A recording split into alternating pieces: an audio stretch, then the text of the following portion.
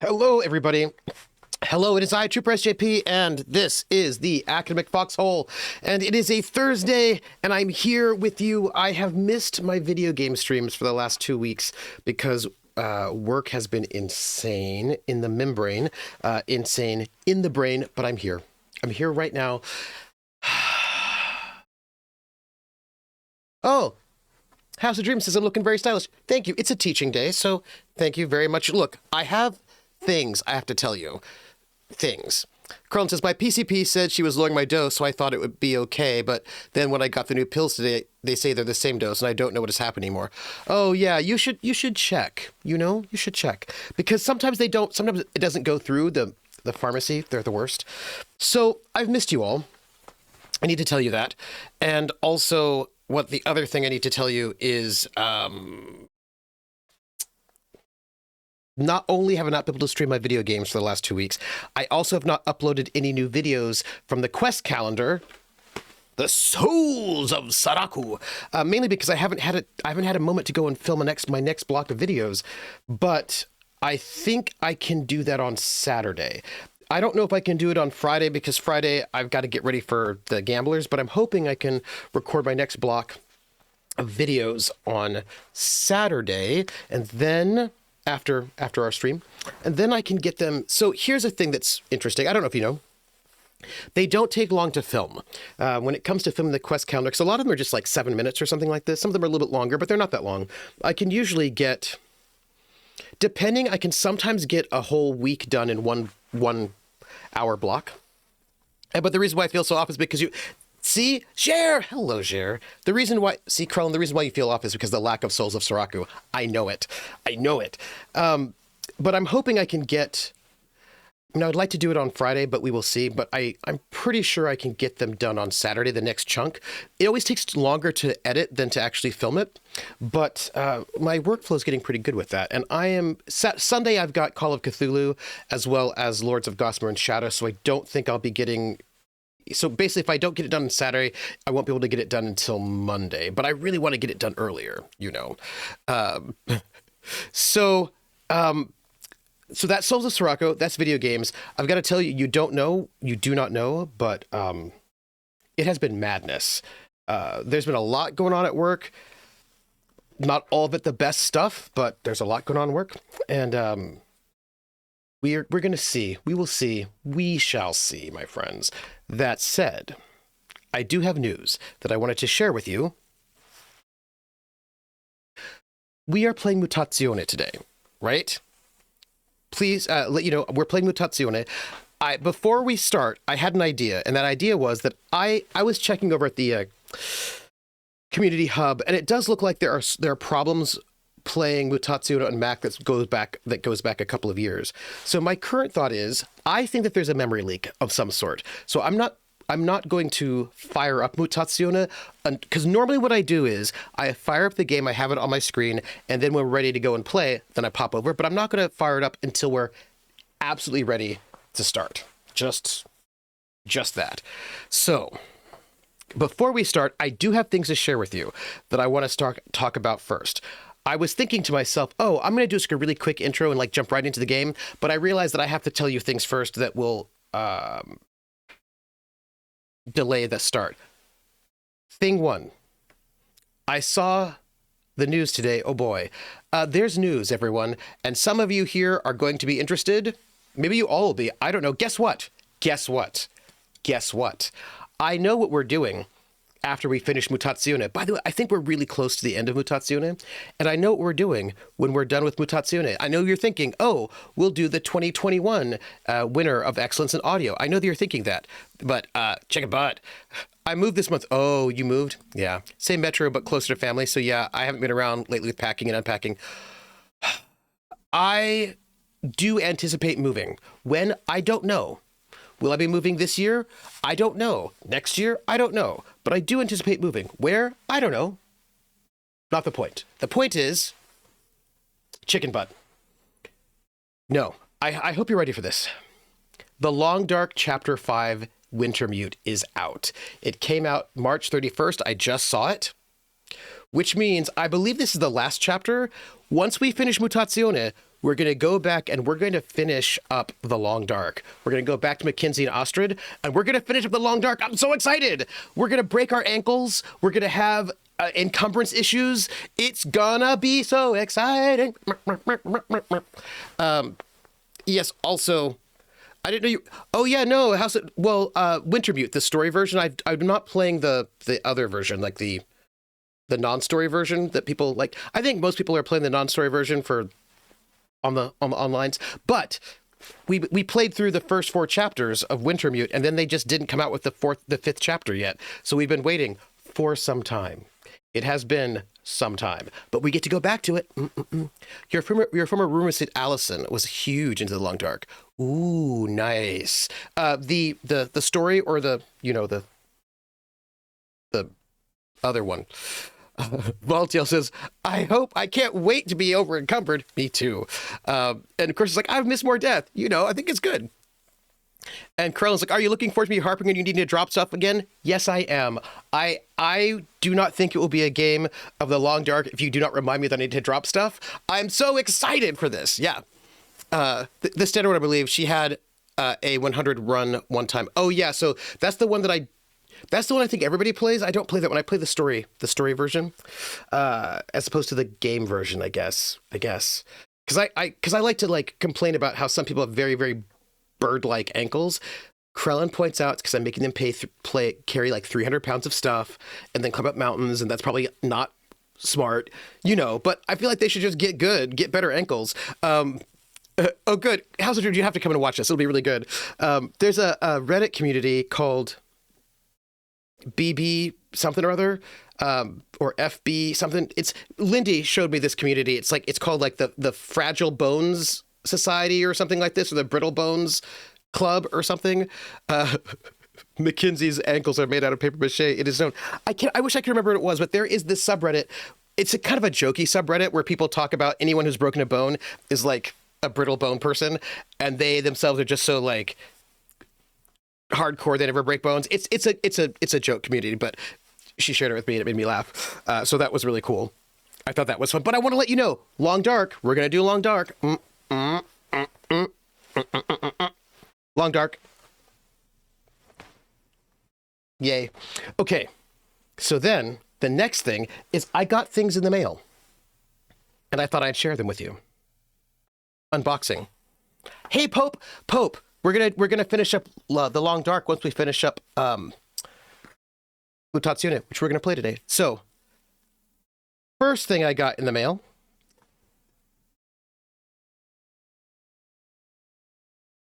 Last Train to Bremen, by Caro Asercion, which is, I don't know if you know this one. Hector knows this one, because Hector knows all about the Possum Creep games. But this is a game that uses Liar's Dice, and it's about music. I will read the back, because I feel like you all will like this. A storytelling game of dice, devils, and poor decisions. 13 years ago, 4 musicians struck a deal with the devil for fame, riches, and stardom. Now they're fleeing their cursed contract, hiding in a boxcar on a train, hurtling through the night, with only one question between them. Whose fault is it that we wound up in this mess? Don the roles of these messy bandmates in a high-stakes dice game of bluffing, secrets, and betrayal. Build your quartet, tell the story of their rise and inevitable fall, and reflect together on all the choices you made that led you down this sorry path. Okay, so it's a Bucky's reference. It's the last train to Clarksville, and I'll meet you at the station. We'll be there by 4:30. Yeah. So I'm so excited about the last train to Bremen. I was listening to a podcast that was talking about. I mean, the podcast is complicated because I was like, okay, it was about an actual play that was doing a last train to Bremen actual play that this person thought was really, really great because it was more like a movie than it was like an RPG. The interview seemed actually really kind of interesting, but I'm not really into. I'm really into RPGs being RPGs. But anyway, cool book. But I'm happy for people who want to have their Hollywood dreams. That's cool. And then some little pieces. That's cool. Cool. Then check it out. dice. I'm very excited about it because I want to play this with other musicians is what I want. I want to play this with musicians. I want to run. I think it's a story game, so I imagine it's a one-shot sort of a thing. But I want to play it with people who play music. There are other games that I've also kickstarted that are also sort of music-based. So anyway, and here's the thing. Video Ninja is like basically zero latency, which means I'm pretty sure you can play music with. I think when people during COVID, when musicians were wanting to collab, lag is always an issue. But my understanding is that Video Ninja is actually pretty good for that. So if I had people who were also musicians who wanted to like kind of jam a little bit and wanted to play Last Train to Bremen with me, I bet we could do it through Video Ninja. The one AP I've listened to of Last Train to Bremen had a group of improv musicians. Nice. Next thing that I want to share with you. Another Kickstarter came in. Oh, thanks, House of Dreams. Yeah, a quartet, right? Doing a run? So good. Here's the next thing that I Kickstarter that has come in. And when I show it to you, I know you're going to think, oh yeah, that makes sense. Are you ready? Oh, Broadside. Is Broadside the Last Train to Bremen AP you're talking about? Because there is a Broadside Ballads RPG that I have kickstarted, and it is, or that I've been following. Did I kickstart it, or did I just pay attention to it? It's coming. I don't know. Did they kickstart it? Oh my gosh! What if they didn't kickstart it, and I just have it on my radar? But what's great about Kickstarters is that I don't forget them. Although actually I totally forget my Kickstarters. That's not the point. The point is that I do. It's a new game from Pelgrane Press. And is it kickstarted? I'm going to check. Hold on. So Pelgrane Press has a brand new game coming out, and it is Gumshoe, but they're doing like a new thing with Gumshoe where they're letting like other people come in and like do different things with Gumshoe and making it making it different. And I can't ever remember what this is. And so there's this sort of new Pelgrane, it's a new Gumshoe situation where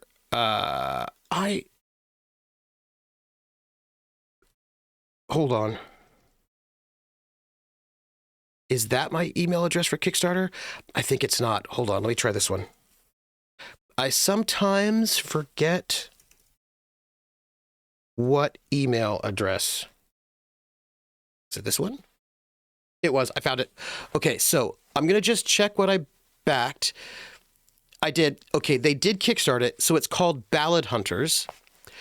And Ballad Hunters is this game from, maybe it's not Pelgrane Press. No, it is. It is. It's Pelgrane Press. So Ballad Hunters. Britain, 1813. Folk ballads are coming to life. Armed with ballad magic, you decipher clues in each song and save the people affected. So it's a Gumshoe TTRPG of haunted folk songs and the investigators who break the curse using ballad magic. So it is like you each get like a ballad, you get verses. So all I'm saying is it's an entire RPG that's built and based around the child ballads. So I'm very excited about that. I did kickstart that. Oh, you know what? This Kickstarter isn't actually finished. It's still underway. So if you wanted to kickstart it, you could, because it is still it's still alive. It's not dead yet. So if you were interested in it, there you go. That's it. So Broadside is the Last Train to Bremen AP, featuring a group of improv musicians called RPG Major. They did on One Shot Network. Oh, nice. So anyway, if you're interested in a Broadside battle RPG, that one is currently under Kickstarter. Yeah. The child ballads are one of your special interests as a bard. Well, they would have to be, right? If you're doing SCA, there are not that many ballads that you have documentation for going back that far. So, obviously. That one is under Kickstarter. But, okay. Just got in the mail.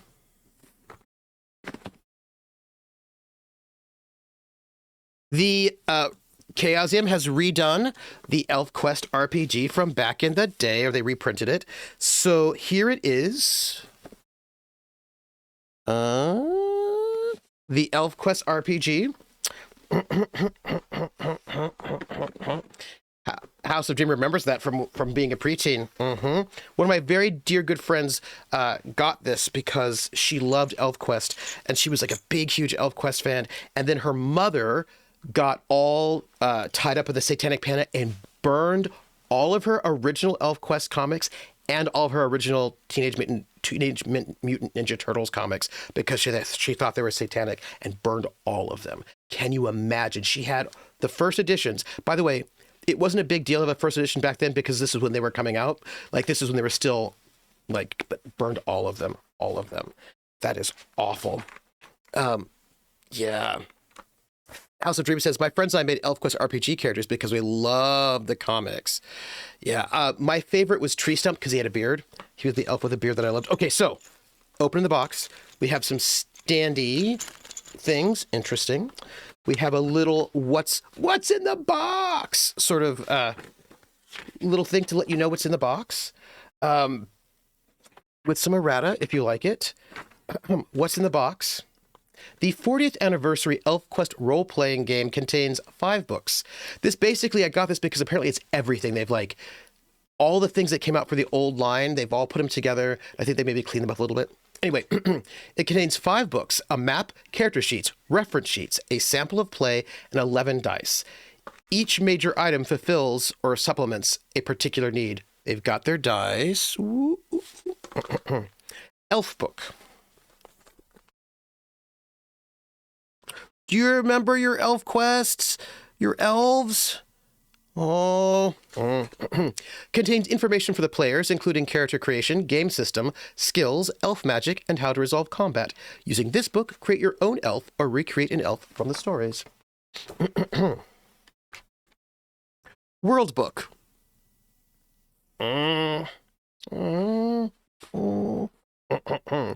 Contains additional information required by the Game Master, including a plethora of creatures with which to beset the player's elf characters and 3 scenarios. Background detailing the Paleolithic world of ElfQuest is included to help the Game Master create his or her own scenarios. A complete ElfQuest glossary is also included. The ElfQuest Companion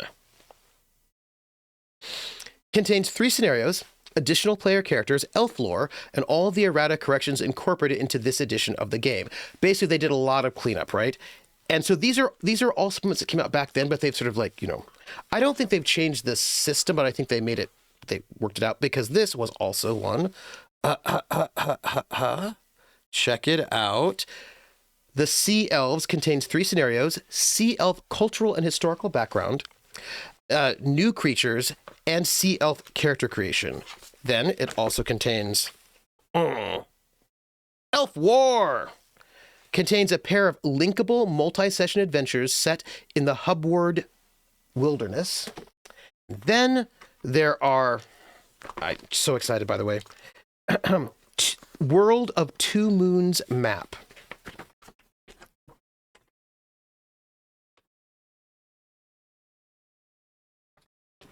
Telling you I'm going to die right now. And then also world map of Abode.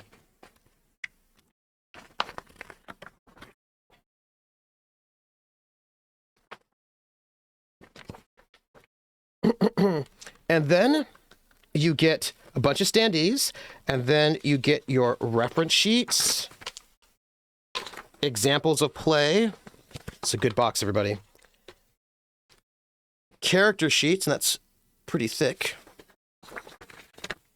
Ooh. Wait. What do we have here?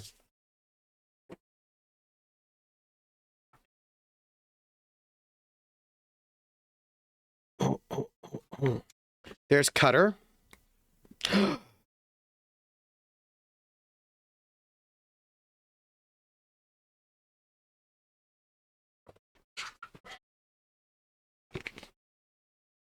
Cutter,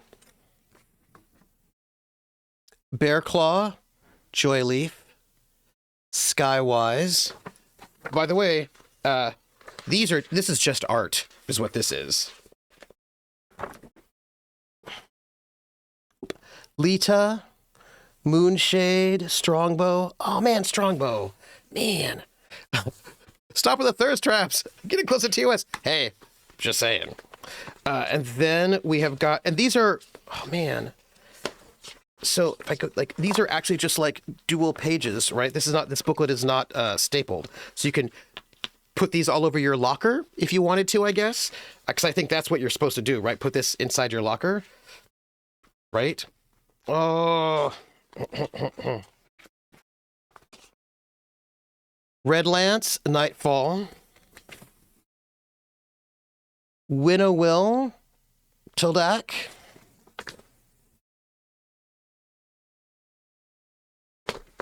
Okay, but this is what I want to show you because this is my favorite elf. Tree Stomp! Doucheye to Scatter. Oh my gosh. So what I'm trying to tell you is the quality is very high.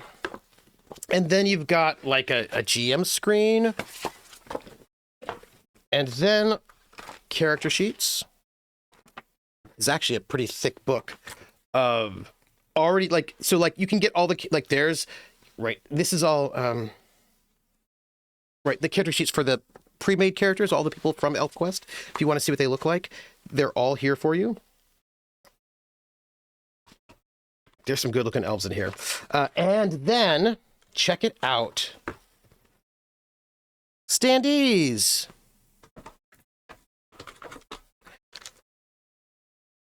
So I kickstarted this because I was like, oh man, I would like to, because you know how I am. I'm really interested in playing RPGs from different decades. And the ElfQuest RPG has been out of print forever. And I was like, oh, they're going to reprint everything from back as like for the 40th, like the 40th anniversary edition of it. They're going to reprint everything and put it all together and make sure the errata's filled in. Sure, I'll get it. And it just came in. And how amazing is this? How amazing is this? I also do have the ElfQuest collected graphic novels. Mm-hmm.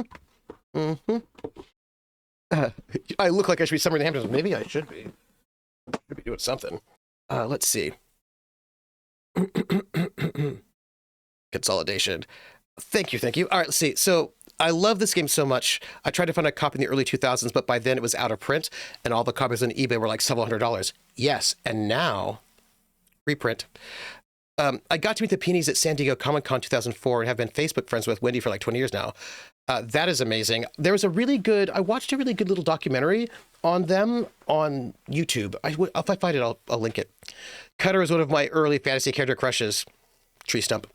The Peonies still hold full control of the ElfQuest IP, which is so good.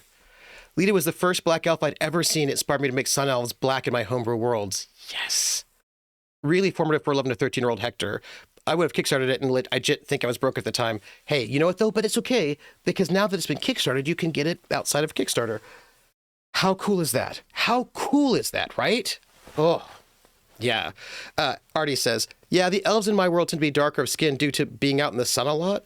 Well, the solar elves mostly the Ludarts to be lighter, but still on the darker side. But also, for me personally, I always liked thinking of elves. I understand it's not how it is like in D&D necessarily, but I always like thinking of elves as being the color of wood, like different woods. So like you might have an elf that's sort of redwood colored, an elf that's like birch colored, an elf that is like, you know what I mean? Like, cause like they're like, they hang out in the forest. That was like young me wanted to sort of imagine my elves being sort of, it's like natural camouflage. Anyway, I liked having them be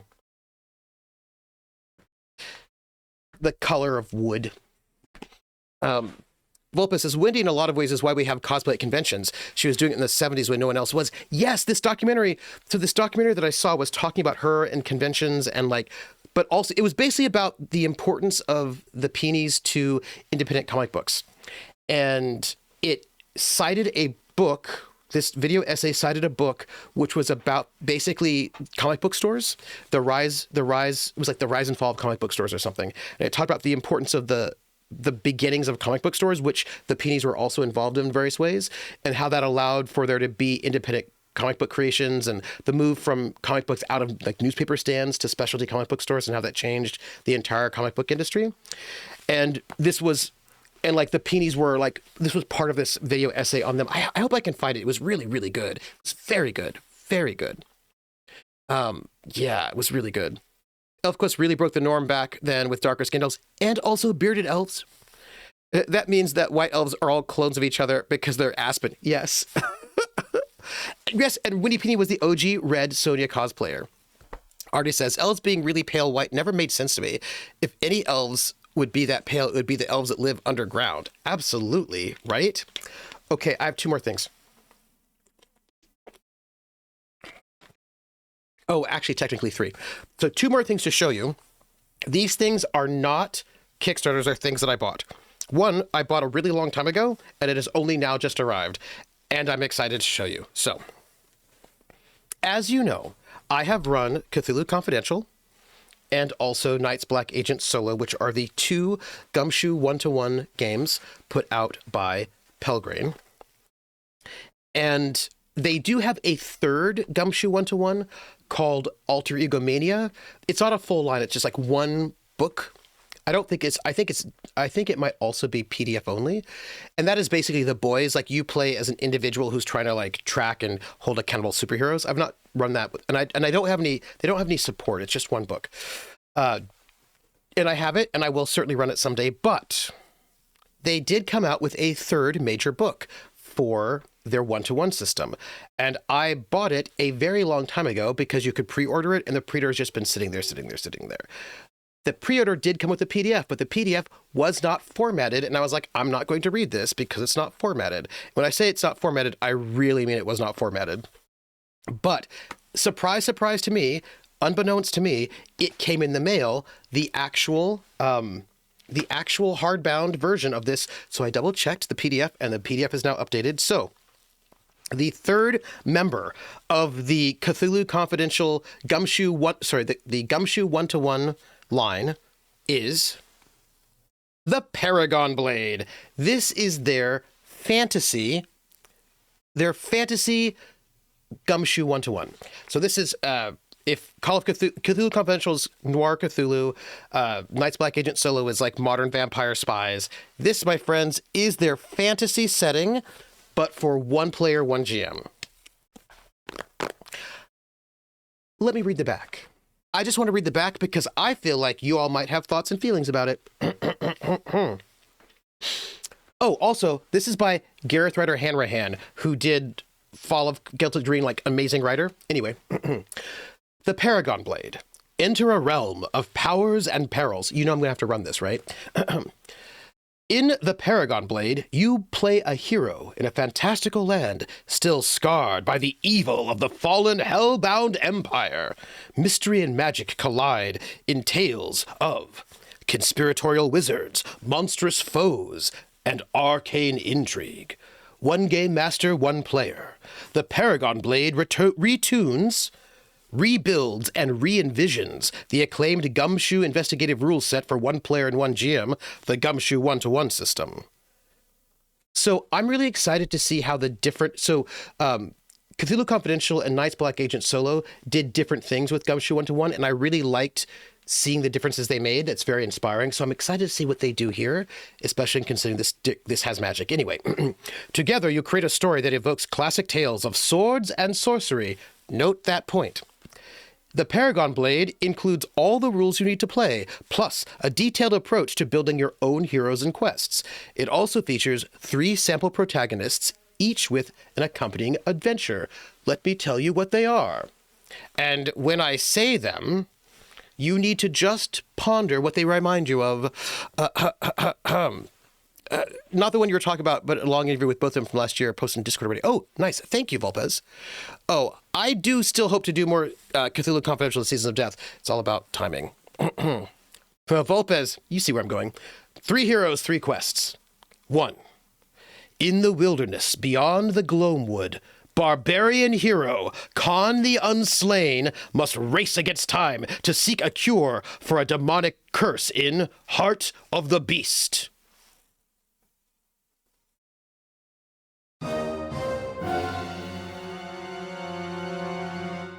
2. Magic is considered a crime in the Empire of Hecate. So, Alethea the Scholar must conceal her sorcery from her father the Magistrate while helping him investigate the mystery of the Isle of Death.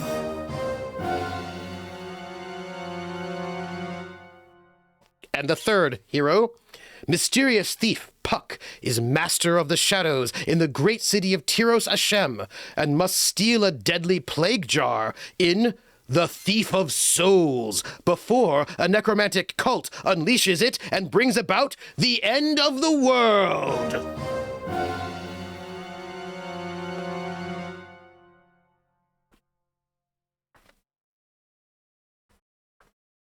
How exciting is that, everybody?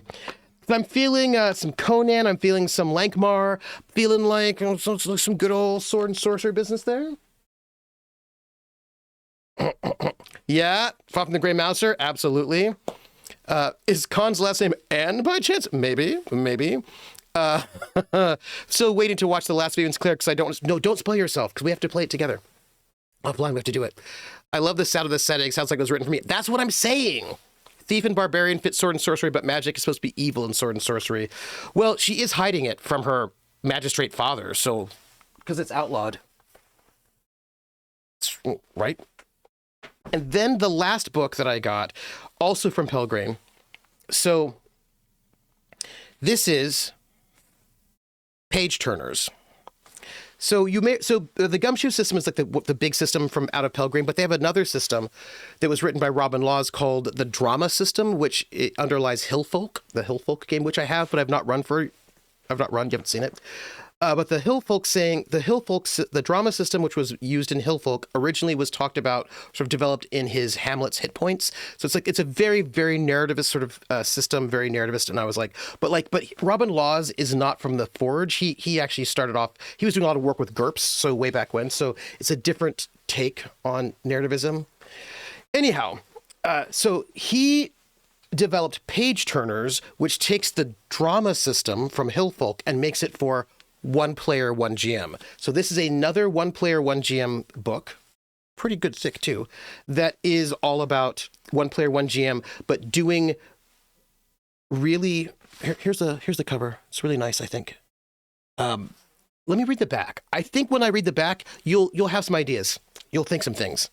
So Page Turners, the role-playing game of dramatic interaction. The role-playing game of dramatic interaction for one player and one GM. Reading this, I think I might really like it, but I will have to see. Let me read the back, and you can tell me what you think, because I feel like there's a lot of potential here. Moving drama, hilarious comedy, and you are the sole protagonist. Page Turners is the game of personal storytelling for one player and one GM. Acclaimed tabletop role-playing designer Robin D. Laws won the coveted Diana Jones Award for his game of dramatic group play Hillfolk. Page Turners scales its dynamic down to the intimate scale of a single main character whose fiction you weave on the fly with another creator. Shockingly simple rules keep the focus on emotional interaction. Extensive guidance helps you shape satisfying outcomes. Writers Sarah Saltiel, Wade Rocket, Ruth Tillman join Robin in presenting 11 scenarios spanning a wealth of genres and tones. So, I'm going to read you these 11 scenarios. They're very, very short, so you can get a sense of what all is going on in here. But also, look at the inside cover. So nice. Okay. The Beacon. Glamour, money, and ambition at the height of the Jazz Age. Addison's Shadow. A young girl comes of age, haunted by a shadowy being and visions of her family's destruction. Earth Again. Deceit abounds as Earth's last humans hurtle through space.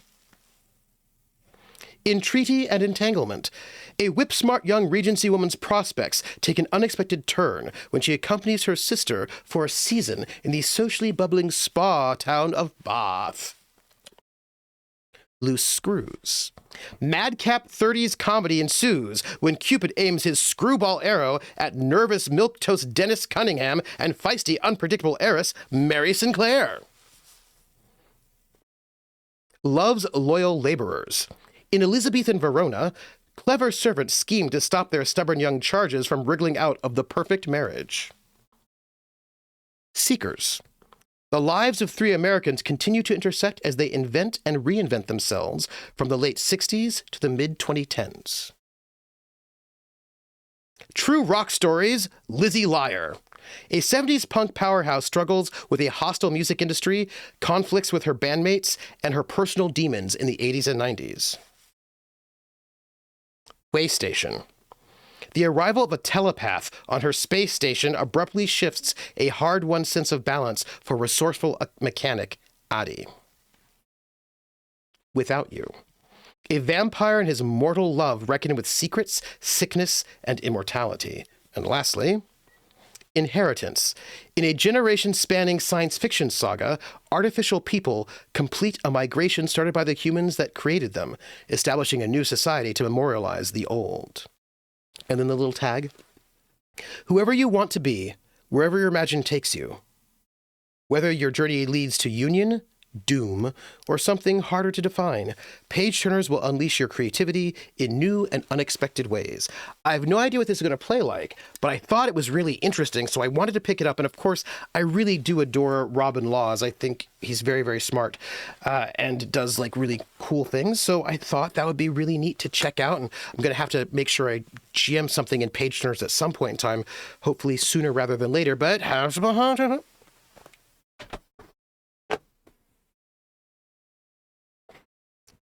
right? Just a touch of Mercedes Lackey with that middle character, though, which I love. I think so, too. Yeah, in my copious spare time, yeah. Makes me think of Mistborn. Hey, Hawkeye, how are you doing? So that last one sounds a lot like Foundation. So that sounds like something for you and Lindy to play there. I definitely think Lindy and I can play this together. I definitely think I think I could maybe ask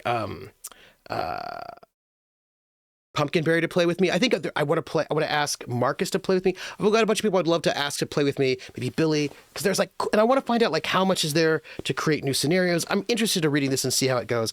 That will not happen before the summer, though.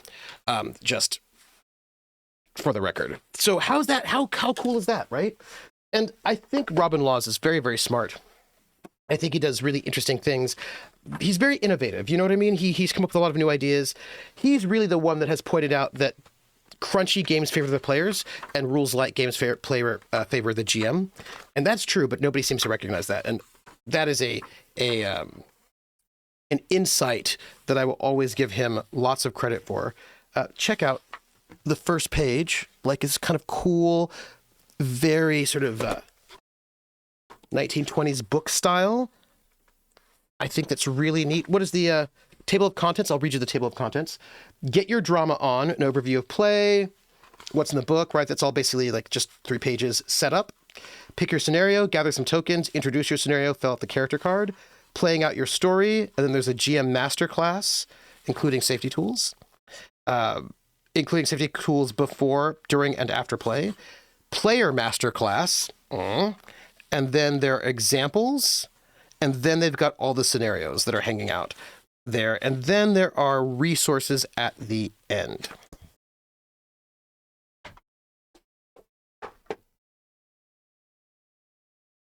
I'm excited.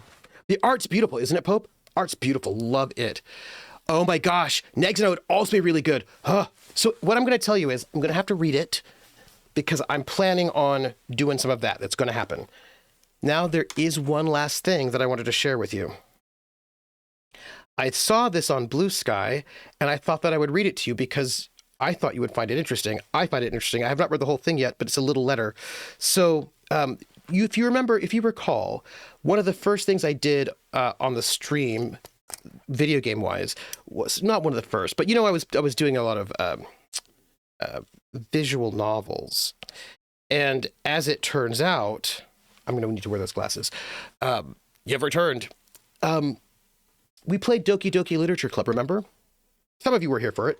So we played Doki Doki Literature Club, which I wanted to play because it was made in Ren'Py, or Ren'Py, and, I wanted to play it.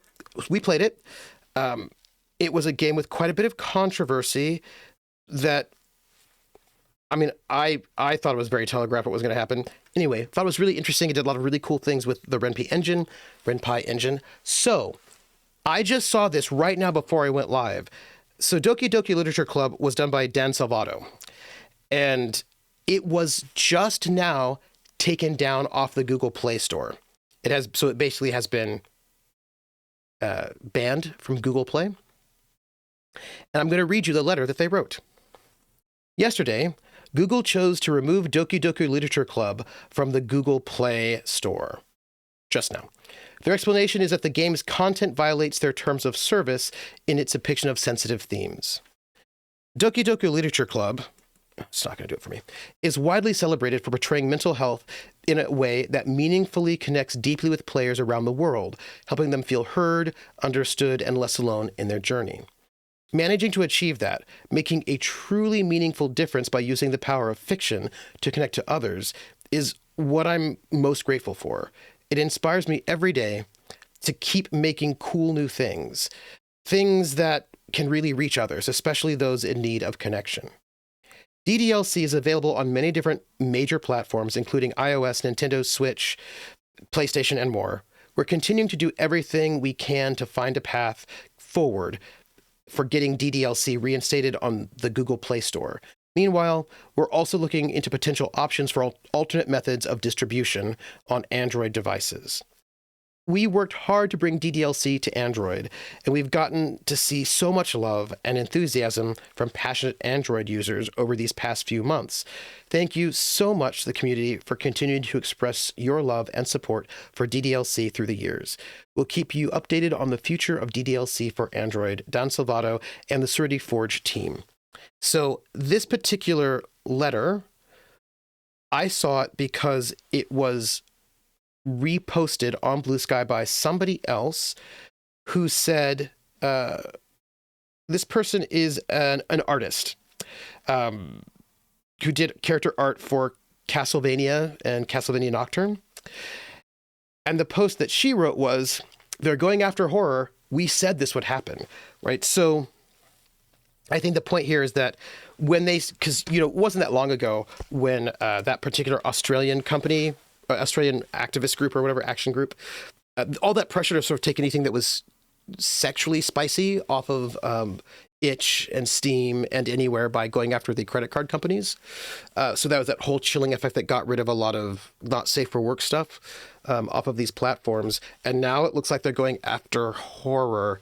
I just thought I'd share that with you because I saw that and I thought, I need to share this with my community. Yeah. Hey, Nugget, how are you? Nugget, I need to play with you too. You don't know what it's about, but I know what it's about. Artie says, if that was the case, it would have been taken down a long time ago. Clearly, this is a pressure from certain groups. Absolutely. And Jared's like, in fact, the fact it's on the Switch, but not Google says something. Pope is furious and not surprised. Me neither. House of Dreams says, yeah, that was scary. I thought Fair Season was effed, but I managed to avoid being taken down. And for me, the thing is, not everything has to be for children. That's all I'm saying. That like people who are not children should also be able to have art. That's what I want to say, right? Valtiel says, while you were reading that letter, I assume that Australian group were the culprits. I mean, I don't know, but I imagine so, yeah. And Nugget says, I'm good, having lots of feelings about the Artemis mission, and now apparently feelings about censorship now. That's okay, because I've got an RPG that I might play with you. So, just when I get a little bit of time. Out of context, I have to play with you. It sounds vaguely ominous. It might be. Yeah, I also will note, Nugget, you weren't here, but Robin D. Laws, who did the drama system, has created a brand new one player, one GM system called Page Turners, and it's all about emotional drama. I thought you might like it. That's all. Ooh, Prax. The name game.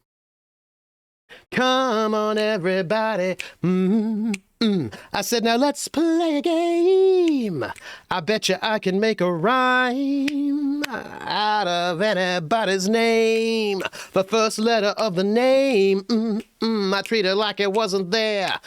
Name game. Then a B or an F, or an M will appear. And then I say Bo at a B, then I say the name, then banana, fanner, and foam. Then I say the name again with an F, very plain. Then a fee, fi, and a mo. Then I say the name again with an M this time, and there isn't any name that I can't rhyme. Praxagorthosmophoria. Praxagorthosmophoria, Praxagorthosmophoria, banana, fanner, Praxagorthosmophoria, fee, fi, mo, maxagorthosmophoria. Praxagorthosmophoria.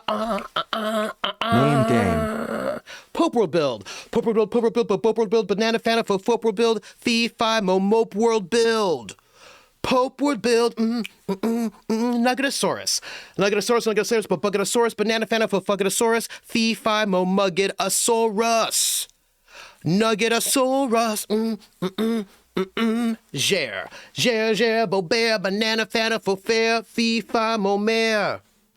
Ger,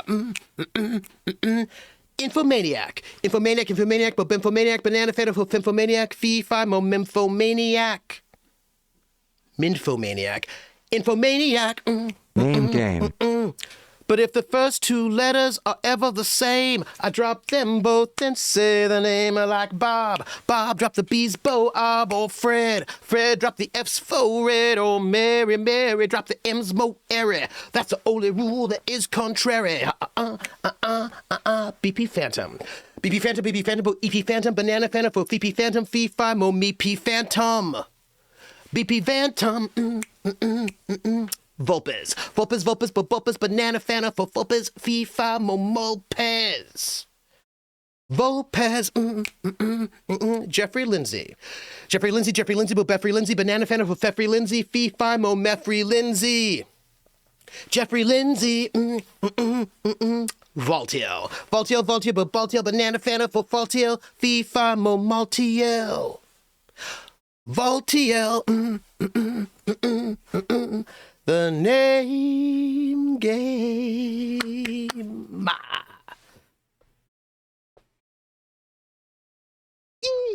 Thank you, everybody. That's so lovely. I've missed you all. Hey! Yay! Now I feel like a Muppet. I feel like Kermit.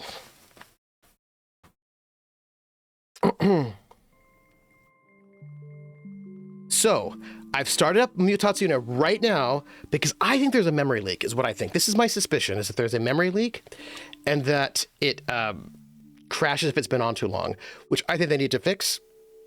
But that's what I've noticed. That's all I'm going to say.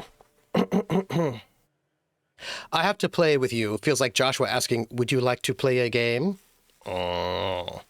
Hawkeye says, supposed parents, if they were really acting as parents rather than just in name only, it would not be a problem because they would deny the kids access instead of trying to be friends and let their kids roam free. Or alternately, Hawkeye, like I watched a number of things when I was a kid with my parents. Like I watched The Godfather when I was pretty young with my parents, and my parents talked to me about it. You know what I mean? So I saw some things that were... I wonder if Yoké has any last hints about this ritual. Oof. I thought I was going to be excited. Instead, it's some lecture about safety first. I know Yoké's son was killed or something, and that's obviously totally sad, but this isn't like that at all. We're going to have to check. But, like, you know what I mean? Like, and Hawkeye, like, that works too. Time to roll dice. Oh, see you later, Hawkeye. And because that's the thing, like, some things my parents clearly didn't let me watch, but, like, my parents also let me watch things, and then they talk to me about them and help me. I mean, I will say, I don't know if I would be the kind of scholar that I am today if I didn't have parents who sat with me and talked about things with me while we watched them. Like I never watched anything and just let it sit. They would watch things with me and they would talk to me about them. And I learned how to sort of like analyze and think about media and not like think critically about media from very, very young because they didn't let me sit with things. You know what I mean? I really appreciate my parents for that. I think they did a very good job. I think I had very good parents. Also, Muggetosaurus sounds like a dinosaur that goes around mugging people. Nice. Or mugging at people, like making faces. Already been thinking about Canada, by the way. So, like soaking in barbecue soft mustard sauce. Yeah. Now, think of the Witcher Roads Home characters as Muppets. Math would make a great Muppet, by the way. I just need to let you know Math would make a great Muppet. Yes, I watched all sorts of things I probably should have with my father, right? And then you process. All right, yeah, Trooper, but that would mean they would actually have to do work at actual parenting. My parents were really good parents. I saw RoboCop in the theater with my mother, and I think she thought that was a huge mistake. My brother was there too. I was 10, he was 6. Sometimes mistakes happen. That is true. That happens. Volpa says, yep, I remember my dad getting me out of school early to see Heavy Metal in the theater. Oh, lucky. I saw Heavy Metal, I think, on cable, I think.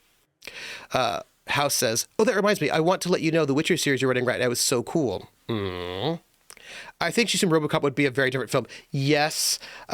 My mom took me to see The Omen.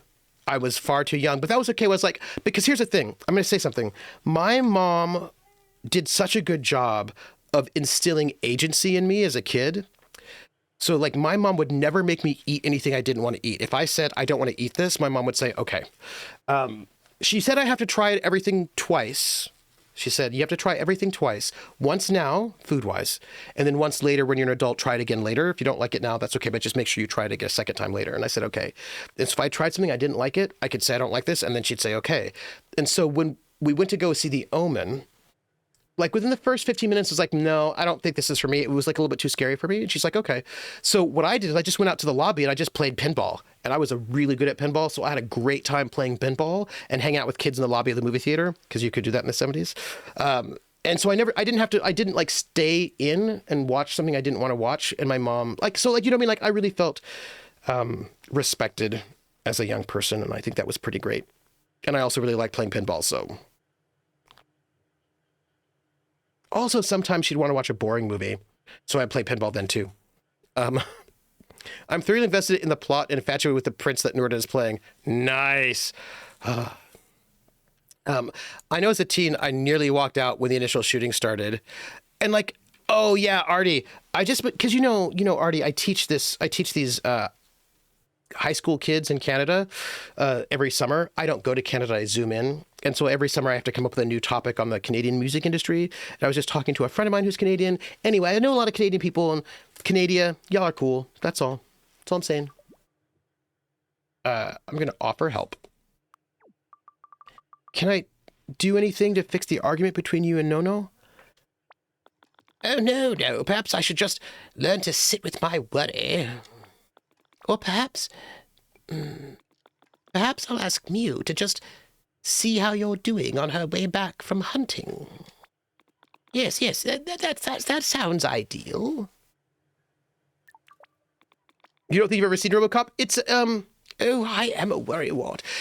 It's an action movie, like a lot of 80s action movies, but I actually think it's more of a critique. So what I think is interesting is that, you know, the 80s was like the decade for like big action movies, Rambo and all that stuff that was happening, right? And RoboCop is basically the story of a cop that gets like blown up in some kind of terrible situation. And they just, instead of letting him die, as he might, it's set in the future, they turn him into a robot cop, a RoboCop. And then they like show him off like, look, our RoboCop is fully armored and he can just go and beat up, you know, shoot and kill all the bad guys all the time. And it's great. And so I think the thing about RoboCop is that I think they wanted the violence to be a little bit disturbing because I think it's actually a critique of the action film. Isn't it like a German director maybe? Who did that film? So I think that it was a little bit more critical, a little bit more uncomfortable than people might have expected out of an action film, right? If you're expecting like a good old fashioned, let's go and like, let's kill lots of people and think it's fun. Yay. Right. That's kind of not what happened in that one. People do get killed a lot, but it doesn't feel so yay. And I think I think it's actually a really interesting film is what I would say. Yeah. It's a big social critique on American police culture. Yeah. Rambo was a critique. Then Rambo 2 happened. Yeah. Rambo was a critique. Oh man. Actually, Rocky too. Like Rocky and Rambo, the first ones were actually quite different from the ones that happened afterwards. But Rocky and Rambo were pretty early. And then, I mean, like, for me, Rocky and Rambo feel like late 70s movies in some ways, like still part of that entail of New Hollywood. They're still kind of critical and a little bit experimental in certain ways. And then the other ones were like big action films. That's like, yeah. Like I say, oh, gotcha. I'll check it out. You should. And by the way, if you want to watch it together, I'll watch it with you. It is very present for a lot of today's for-profit jails and police. Yes, Volpe, because I believe the RoboCop was like kind of run by a corporation. It's an over-the-top commentary of the 80s and near future. Paul Verhoeven, thank you. I knew it was Paul Verhoeven because Paul Verhoeven actually also did a film called Das schreckliche Mädchen. I'm pretty sure it was Paul Verhoeven who did it. Paul Verhoeven, was it Paul Verhoeven who did Das schreckliche Mädchen? Let me see, because Paul Verhoeven, did you do Das schreckliche Mädchen? Or did I just make that up? Here's my question. Let's see. Filmography. Business is Business, Turkish Light, Teacher Kitipel. You know what? I don't think he did do Das schreckliche Mädchen. Who did that then? There was a really cool German film that I thought he had done, but I don't think he did. He did Star Trek Troopers, right? That was him? Schreckliche... Oh, sorry. It's Michael Verhoeven who did Das schreckliche Mädchen, not Paul Verhoeven. You'll have to forgive me. There's so many Verhoevens that I just got the wrong one. I got the wrong Verhoeven. Yeah, Rocky was like, what, 78, 79, right? I don't know that I have either, but I don't really have much interest in seeing how it now, based on what I've heard about it being ultraviolet and dark, gritty, and so yeah, that's fair. I went back and rewatched Rambo 1 as an adult, and I was shocked at how much of a social critique it was about how we treat veterans with PTSD. And also, like, small-town law enforcement, being, like, sketchy police. Starship Troopers. The first real violence is shooting the lead character apart for an excruciating long time, so he has to be saved by turning him into RoboCop. Yep. Total Recall. Yep. At 16 was not ready for that. Wasn't ready for Platoon a year or two later either. 76. Oh, my gosh. 76, Krellin? Time. My goodness. He also did Basic Instinct and Showgirls. That's right. Ooh, okay. I've missed you all, and I'm very excited to be here. I just thought I'd tell you that. But the best movie I've watched him do was Black Book. I watched it in the theater when it came out in 2008. I haven't seen that one. What's it about? I assume he was saved so that the corporation could profit of him. Yes, and I think they also set him up. I hope you can forgive me. Okay, so we didn't have to redo that conversation. I'm feeling good about that. We have to check in on that date to see how that went. Okay, I'm feeling good, everyone. Hey, look, there's an animal there. Everybody, look, okay, we need to make a small point here. Also, I don't think the game is routed. I don't think the game's audio is routed properly. Let me just double check. Whoop, I don't want you there, sound source. I want you over here. Mutazione. You're in 5.6. Okay, no, you are. No, you're there. I'll just turn this up a little bit. I think my volume's too low, is what I think this is. That's what it is. It was my volume that was too low. It wasn't you. It was me. So if you notice, there is a fox-like creature there. I think all the gardens that I've been building are basically helping heal the world, or at least maybe if not the world, the island of Mutazione. And so I just would like to point out that I think we're having a very subtle impact on the world, slowly but surely, including cool bugs. Verhoeven does very good satire that American audiences refuse to read as satire. Yeah. So you should be hearing it now because I'm hearing it. There's no music, but there's like a little like background, like snippets of birds. A brutal historical drama about a woman who is spying for the Allies by infiltrating the Nazi regime in the Netherlands as a... That's right! House of Dreams, I remember hearing about that. Yes. Hello.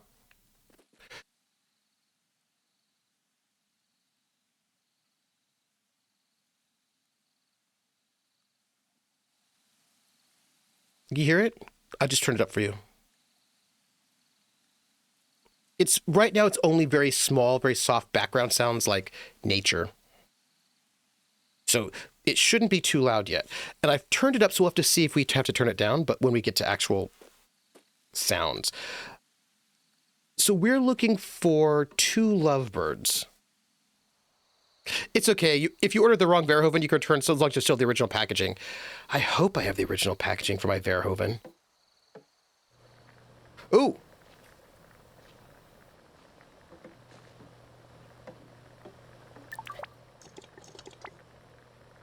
I bet they're out there right now. This is Dennis. Dennis. I can't remember what voice I gave Dennis. He's a little bug creature. I want to give him a kind of like, but he wasn't the meep guy. Ooh. You'll need to make some changes if you take her out beyond the reef. Well, sure. But I thought I'd start on the reef and get the hang of it before I start to think about modifications. You can hear it? Yeah. Enjoying the beautiful sunset. Very sensible, very sensible. I'm still working on, I have to remember, Dennis. Allows you to better inform your designs. The sun low on the sea, magical. I must say, I'm very proud of you, lad. Let me know if you want my eye over your plans. Well, thanks, but I feel like I want to work this out myself. Now I think of it, it's a full moon tonight. You know what they say?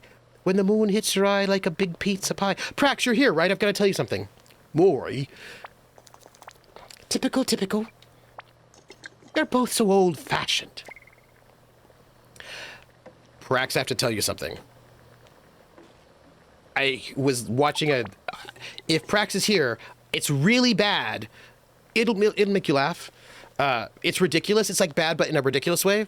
Are there werewolves in the game? It's about the police and a police sting, and it's about Italian-American mobsters, but not. If Prax is here, I'll tell her, but it's really ridiculous. So let me know. I will wait a little bit, and then if you see her, let me know, and I'll tell you. Honestly, after all this time, you have to wish her a bit of fun. Well, of mom, and I want to be happy.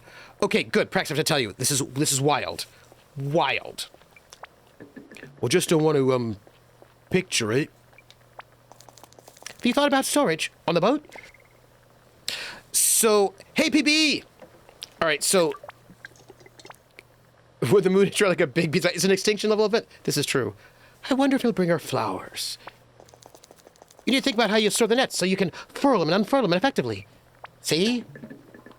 Apparently Bo's figured out how to make nets that don't tangle. That kid's a bit of a wild card, but he can really weave. Oh, Lord. Let's hope he's not gone and written her another song. Okay, so Prax, this is especially for you, but not only for you, it's for everybody, but it's especially for you. So I just watched the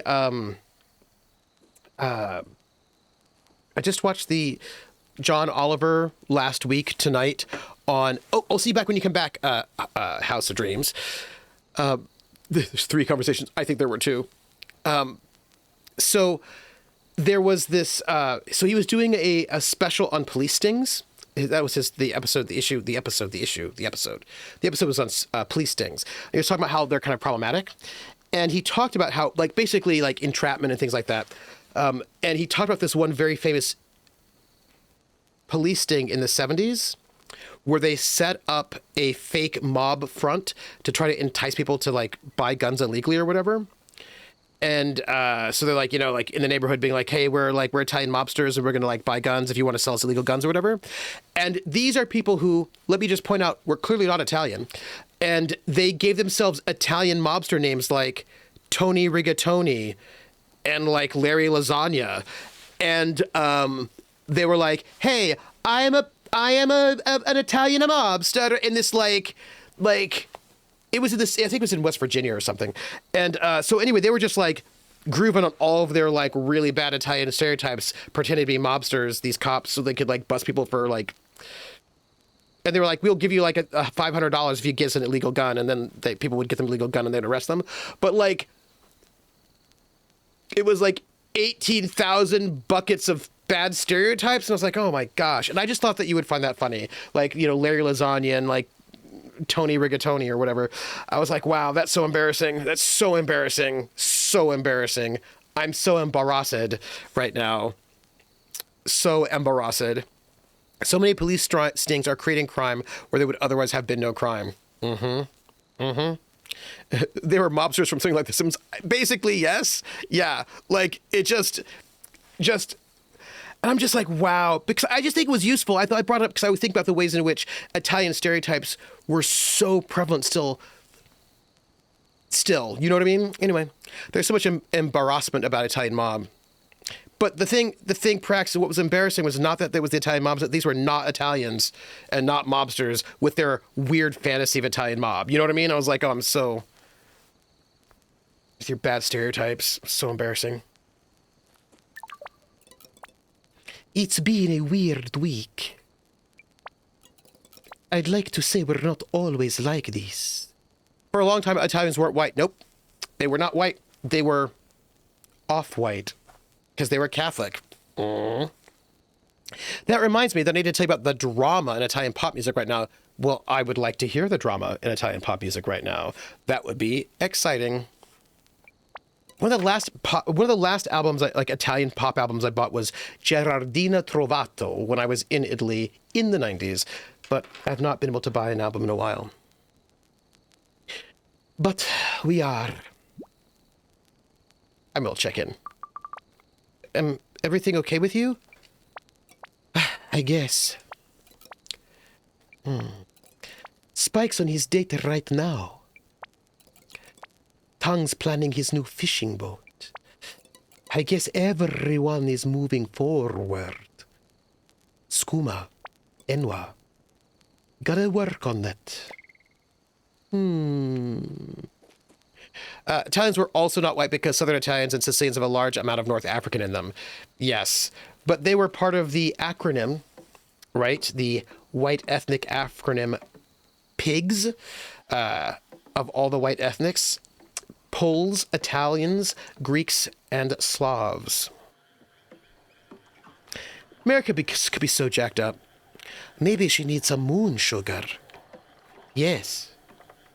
Moon sugar in the skooma. Let me know if the balance is right with you all. Just let me know if the balance is good. I have got to find this date that's going on. Something's happening. I bet it's way out this way, right? But out that way. I have not played Morrowind. Oh. Hey, and then I realized, I don't even know what your favorite flowers are.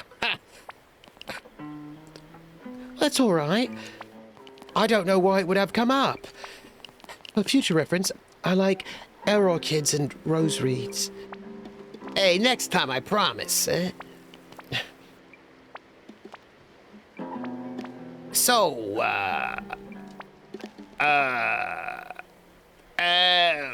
how was your day? If I'm honest, I spent most of mine worrying about tonight, you know. Oh, me too. Poor old Mew had to listen to me go on and on, you know. Bopek must have been very bored with me worrying about my hair. Hey, your hair looks beautiful. Thank you. You know what? I'm gonna leave. I could keep listening, but I feel like I should leave, give them their privacy. You know. Name game. Bill of the Forest. I was talking about you, you know. I don't know if you knew this, but I was talking about you. In case you did not know that, but I was. And the name game. Come on, everybody. I said, now let's play a game. I bet you I can make a rhyme. Prax, you went to Agnes Scott, right? Out of anybody's name. The first letter of the name. I treat it like it wasn't there. and then a B on F. On M will appear. And then I say bow at a B, then I say the name, then banana, fanner, and foe. Then I say the name again with an F very plain. Then a fee, fi, and a mo. Then I say the name again with an M this time, and there isn't any name that I can't rhyme. But if the first two letters are ever the same, I drop them both and say the name like Bob. Bob drop the B's bow, oh Fred. Fred drop the F's fo red, oh Mary. Mary drop the M's mo airy. That's the only rule that is contrary. Bill of the forest, Bill of the forest, Bill of the forest, Bo ill of the forest, banana fennel, fill of the forest, fee fi mo mill of the forest. Bill of the forest, the name game. Billy, I also think it would be fun to play some page turners with you if I like the system. I'm just gonna say it. Thank you for the resub. Also, please note. Billy, don't you lose my number. Praxis. So there's a song that was released on Friday, on Good Friday, which is really important day, which is a collab between three rising female Southern Italian Sicilian singers about returning home and nostalgia for what they're missing from Southern Italy. And there's such a drama being contrived about the description of what the South is versus the North. Oh, songs about going home are always very interesting politically. I think there's some really interesting protest music that nobody realizes protest music. So they think it's just about going home. But who gets to go home, why you've left, what the home is, those are all very political topics. Important cultural politics. So, Prax, I have Agnes Scott things to say. So, it's apparently time. I don't want to do that. Here we go. I don't need to go back to the game. Interesting. Old people in love are so cute. So apparently, this is it. I think. Well, I think it might have. You know what? It's being funky right now. Hold on. It's being funky. People think Born in the USA is a pro-American song. People think a lot of things. And, you know, it's not always their fault. Okay, so Mutazione is not frozen. Okay, so I think we're good. Yes. I was listening to a German song earlier today that is definitely a protest song, but I really need to go back and re-listen with the lyric video version. Oh, what song? So... Oh, hey, I got new seeds. That's great. You know, Prax. Oh.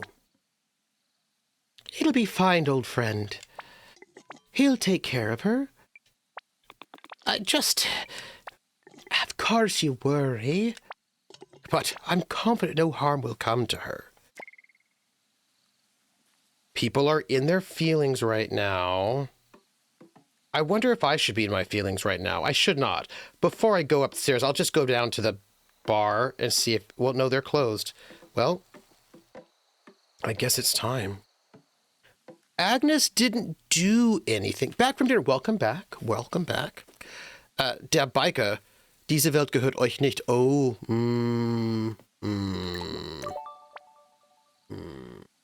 So, Prax, they didn't do anything... At least not in the way you're thinking.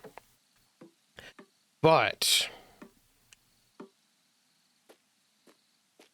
they posted a job. That's all. Yeah, well, Bruce is on tour right now with writing new protest songs. Yeah, no, so somebody's in Muse room. I'm going to just go up there and see what she's up to. Hello. Is it true? Are you really messing around in shaman things? I guess. You know, we lost RD to that stuff, right? Of course you do. He was Nonno's apprentice for months. You've been here less than a week, and you're going on some spirit journey with him. I'll reassure. Honestly, Mew, I'll be fine. Maybe I'm just a bit wounded. Look, I'm going to be serious. It means a lot to me that you care, but honestly, I think it's all just been a way for him to get to know me, you know? You know how some people need, like, a task so they can talk to you? Anyway, the spirit stuff is pretty interesting. Maybe I'll get to fly like a bird? Or zoom to the bottom of the ocean? Or become a tiny bug on a tree? You'll be driven from your mind and burn your house down. Just, please, be careful. Do not go with the moon sugar. Okay. Everybody has feelings about my spirit journey, clearly. I wonder if I should have talked to everybody about it. No? Oh. He's not here. I think we have to go up to the top of the tree. I don't know if you noticed this, but I don't know if you can see it. Though I don't think you can see it anymore. It's behind a leaf. There was a little bug on the tree. There's a lot more life happening in this town at this moment because of all the gardens. I just think that's very cool. Well, this is the garden we built, by the way. Who's retiring that you're going to take their job? I don't know who's retiring because it is not in the music department. And also, I've not even applied. It's just that there's a job. Okay, I think there are a number of things that are going on because clearly from the call, it looks like somebody did retire and they don't have, I have to look, but it's for the Africana program, the Africana Studies program, and they need somebody who will then take over, will become department chair. So they're looking for somebody who can become a department chair. And it looks like they also want to hire this person to start in August of 2026, i.e. next school year, which is and by the way, the call just came out. They just posted it. And I think they're going to start looking at applications on April the 13th, which means somebody retired last minute is what that means. I don't know if I would be in the running or anything like that, but somebody threw it my way. And I thought, oh yeah, I do like Atlanta. I don't know if I'm going to go for it. I don't know, but I do like Atlanta. I think it's a surprise retirement. I think it's a surprise retirement, but here's the thing. You do not hire somebody. Let me put it this way. You do not hire someone to come in and be chair without a surprise retirement and not enough people who either can or will be chair in their absence. So I have to look into it. Apply, and you know people? Oh. So here's the thing.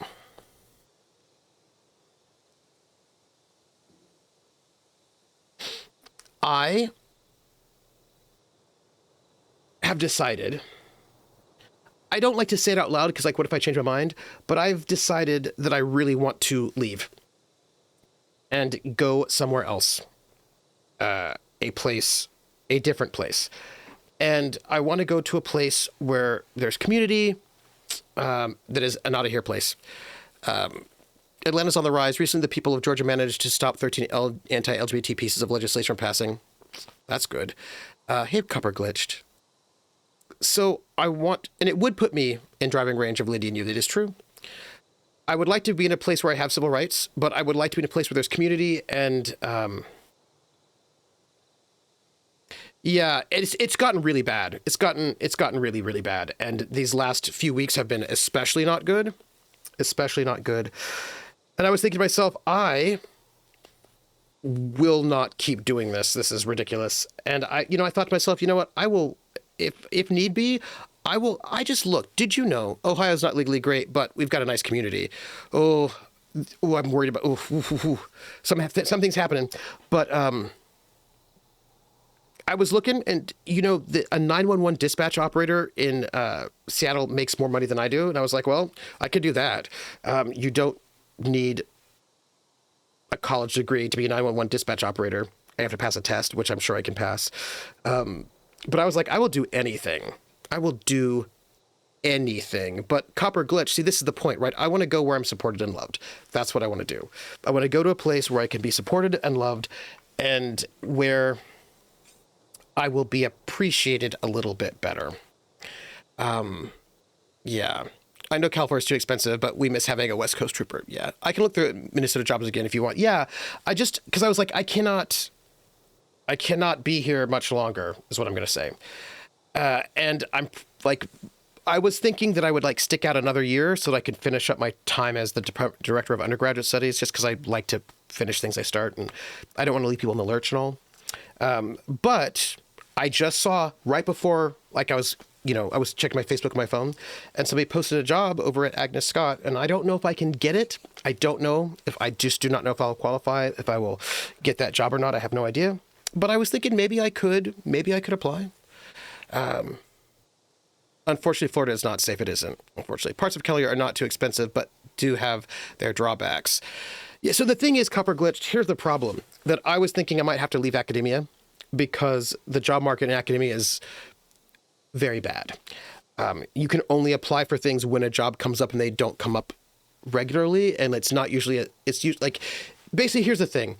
The people I know who have left academia for most of the same reason, which is location. They really want to be in a certain location, and if you want to be in a location, you probably are just not going to get a job. You have to go where the jobs are. And usually you have, like, when I was on the job market, where I got the job where I'm at now, there were only 2 jobs in the entire world that I could apply to. And that was probably because 2008, and they just canceled a lot of jobs, 2008, 2009.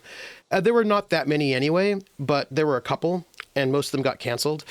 But there were 2 that stuck, and I happened to get one of them, which makes me very, very lucky. But, you just generally cannot pick where you work in academia. You just have to kind of go where the jobs are. History and English, right? Some of the core things are a little bit better, but actually no, because they have a lot of competition too. So it's one of those things where, you take a job where you'll just go anywhere. And at the moment, I actually feel like location might be a bit more important, and also a different institution.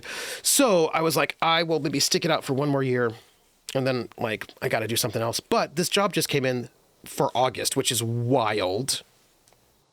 Wild. Yeah, the housing crash just canceled all the jobs.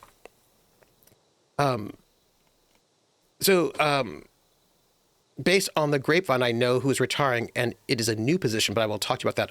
Good, thank you. Now, anything outside I always look. Because the thing is, for us, we always look internationally, because it's a very small field. But I'm always looking.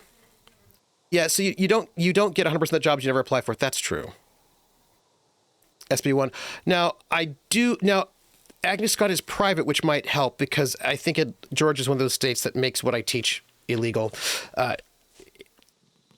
But Agnes Scott as a private school, probably I'll be okay. Here we go, everybody. This is it. So, anyhow, the point is, things have escalated in, like, uncoolness, and I was like, I just don't think I can stay here with how things are going. So I've been thinking about it and just dealing with a lot of drama. Some of it not mine. Some of other people's drama, you know what I mean? And I was thinking maybe one more year, and then I'll just see what I can do. But I just got this thing coming in. Women's Studies and Sexual Department is bigger than Psych and Math. Oh. I did do one guest lecture at Agnes Scott, so that was cool. Hi. Well, now, here we are. Are you feeling okay? I don't know. I guess. I was wondering if this is dangerous at all? Thank you for being honest with me. In fact, it's paramount that you let me know if you're not feeling comfortable. Each step we make should be entirely with your consent.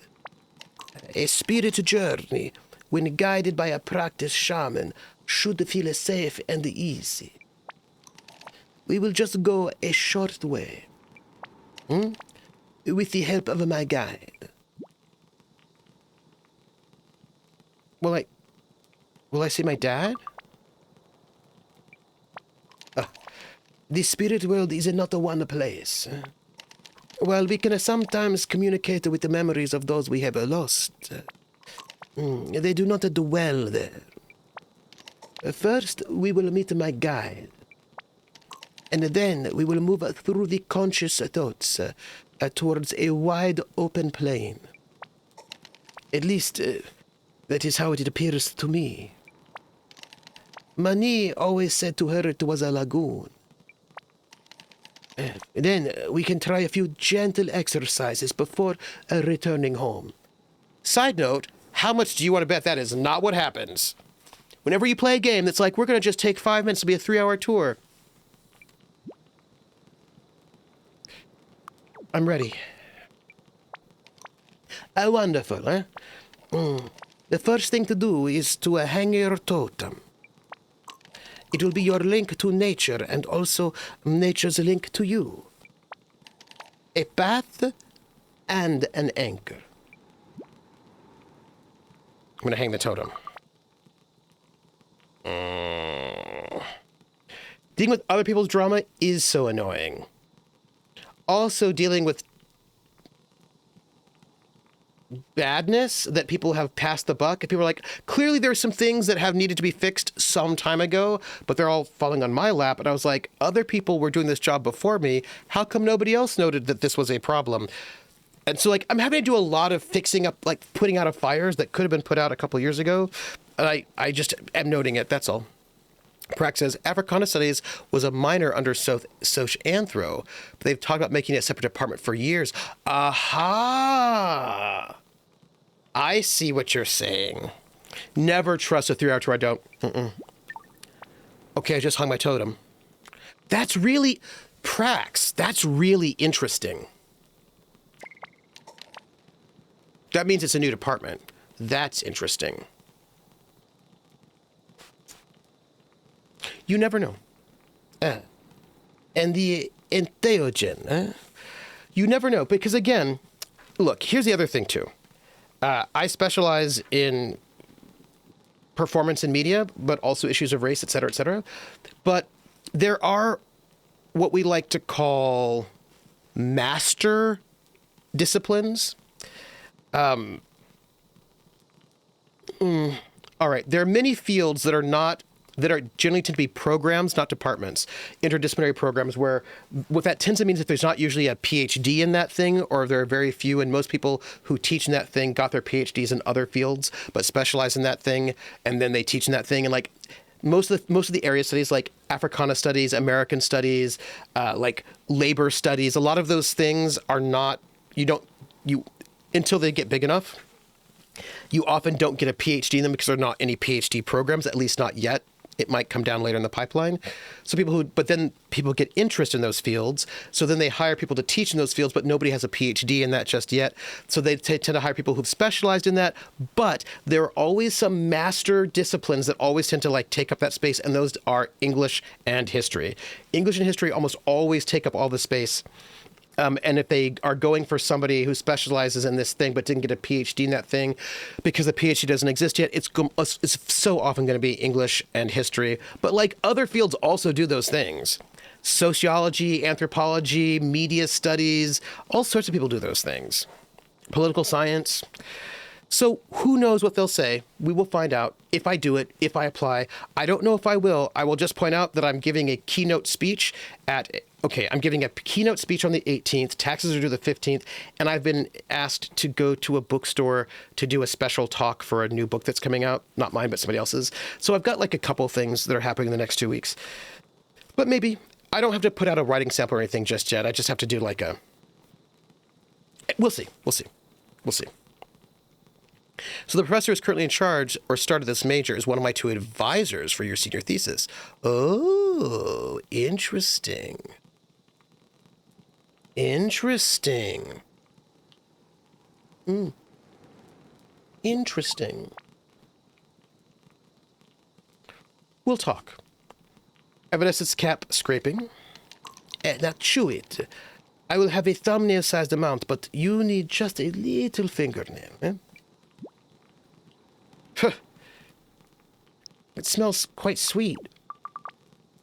I will message you. You can be the skinny, the lowdown, the T, the 411.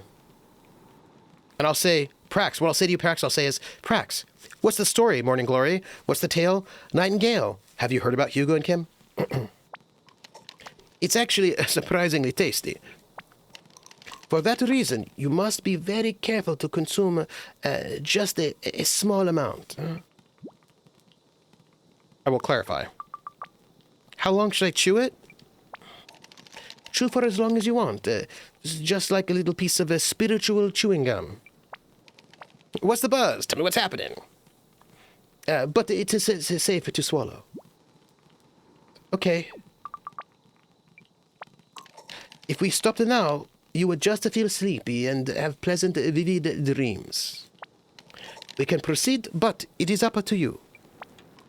The important thing is to not sit quietly in fear or anxiety, as in the spirit world such things can, they can take form. I think I'm okay. A few butterflies in the stomach are to be enjoyed. I just mean, tell me if you feel scared and we can understand the fear. Together. Okay. Oop. What's gonna happen? The final thing is to find our rhythm. I'm going to chant and you should strike that drum. It's not about keeping a time. Nature has rhythms, but they flex and flow. This kind of drumming should not be regular, but respond to the world around us. Close your eyes and listen. Listen to the plants grow, the wind through the leaves, the bugs crawling the earth, the air. Play with them.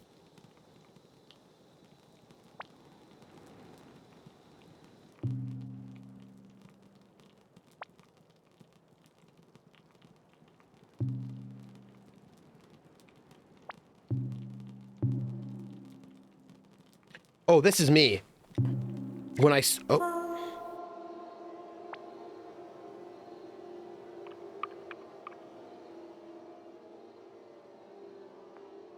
Everybody. The cheat's the limit.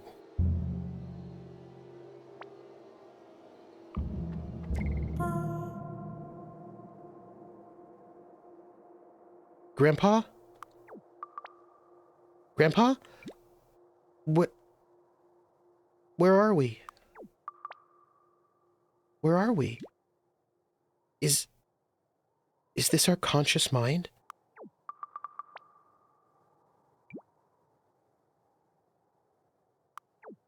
Am I supposed to do something to sink through?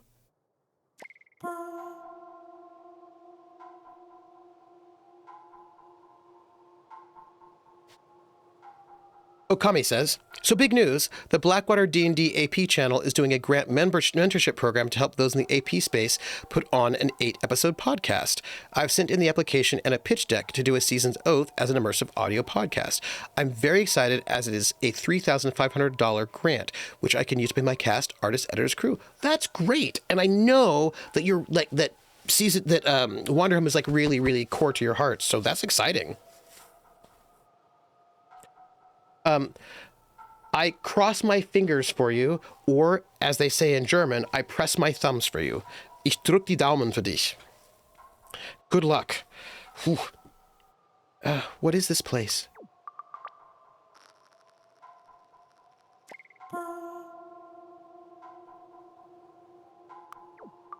I know her.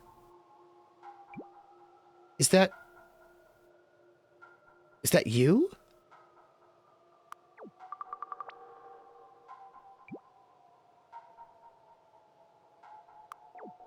Grandpa, is this right?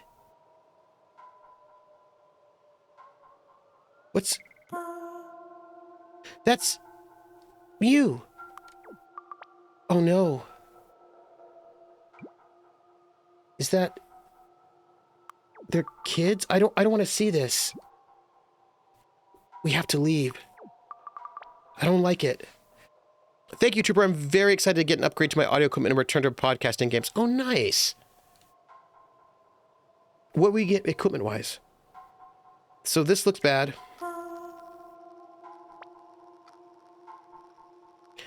My grandpa's glitching out, by the way. That's not the game. He's glitching out.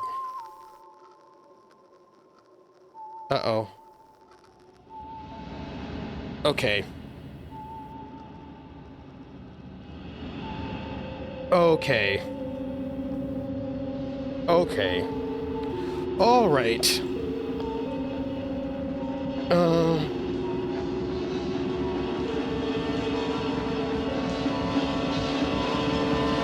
Okay.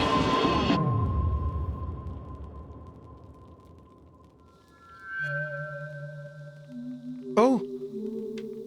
Uh-oh. Oh no.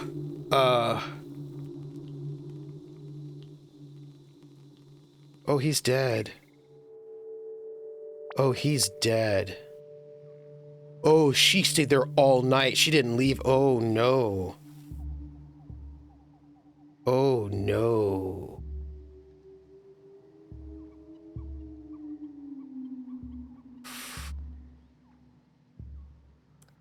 Oh no.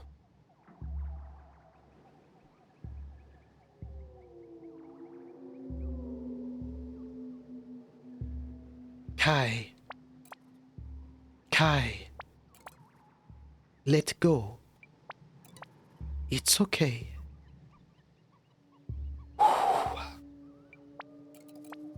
Let me take care of him. You're shaking.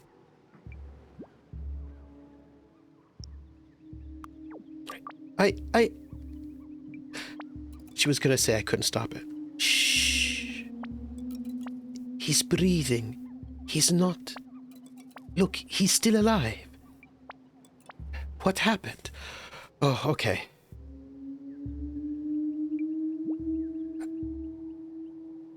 I don't know. I don't... Okay, okay. Look, I'll get him into bed. He didn't fall or anything. It's in his head. You need to talk to someone who knows this stuff. Wrong voice, sorry. I'm sorry. You need to... Skooma. Inwa. Moon sugar. Kajit. You need to talk to someone who knows this stuff. Yoké. Go find Yoké. He'll know what to do. I'll take care of Nonno. I can lift him easily. Go straight to Yoké.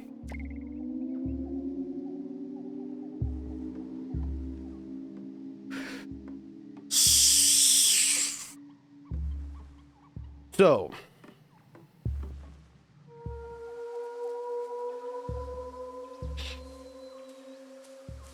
this is what I think. I think he knew he wasn't doing well.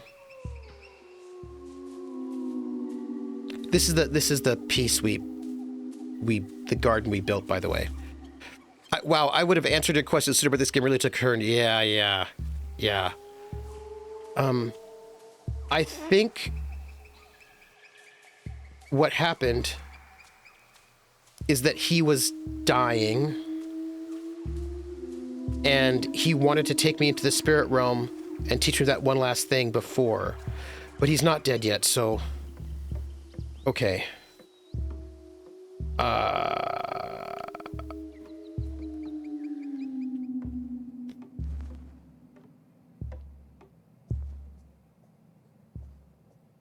We have to see Yoké.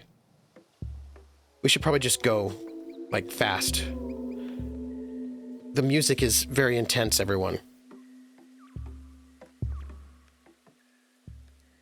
The archive is right there. It's just a quick hop, skip, and a jump. And we have another half hour, so I think we'll be okay. The music is really intense. Is he okay? Gamer does not want Kai to dilly-dally. Nope. Is he okay? Oh. You have caught me napping. What has happened?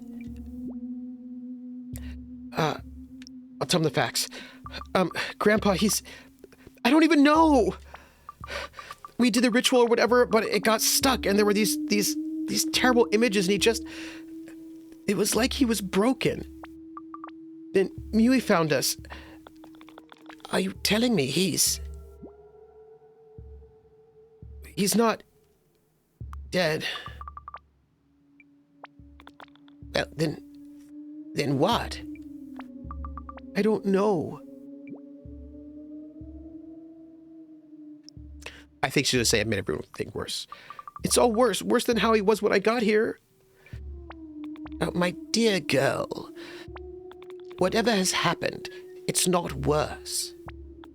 He's had a precious week with you. To have a week with someone you care for. A gift. Call your mother. Call Gaia. If he is preparing to leave us, she must come. Oof. I have to help him. Time is too short for anything else. Leave it an hour so you can compose yourself. In the meantime, yes, let Mori know. She just left me to head to the temple. If you tell Mori, you won't have to tell anyone else. People will just know to look after you. And she can make sure Mui has everything she needs to keep Nonno nourished. Go to Mori by the temple. Such news. Oh, man. I feel like there's a movie that I'm thinking of that is like this. About somebody who, like, has that last... You know what it reminds me of right now? That's not the same at all. Really, it's not the same at all for many reasons. But it reminds me of Harold and Maude. Have any of you seen that movie, Harold and Maude? I saw it as a young person. I was pretty young. I was, like, pre-high school. Really made an impression on me. Yeah, the plot truck has hit hard. Oh, it has. I love that movie, Harold and Maude.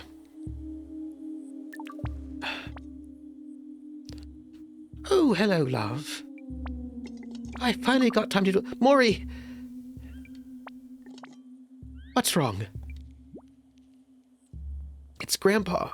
Something terrible happened. Grandpa. It's like he got stuck. And now he won't wake up. Oh, love.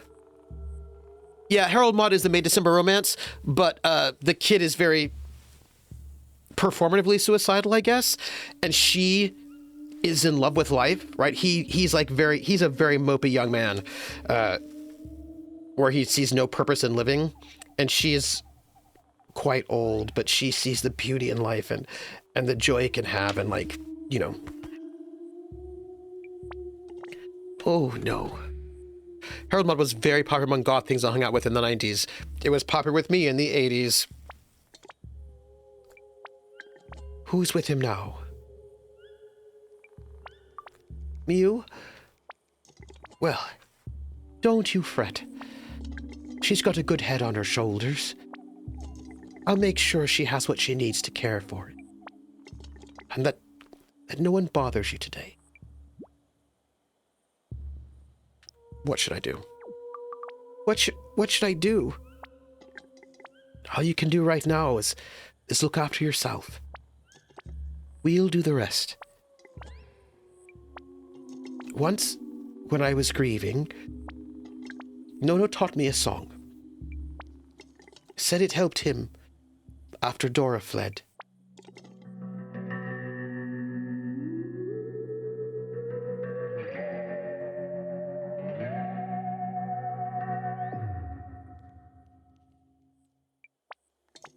This place, it's full of ghosts. I'm going to tell more about the ritual vision.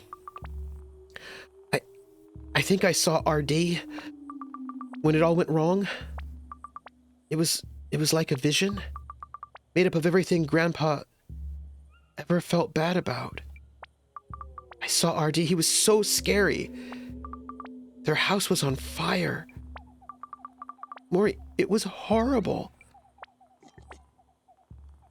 It was horrible.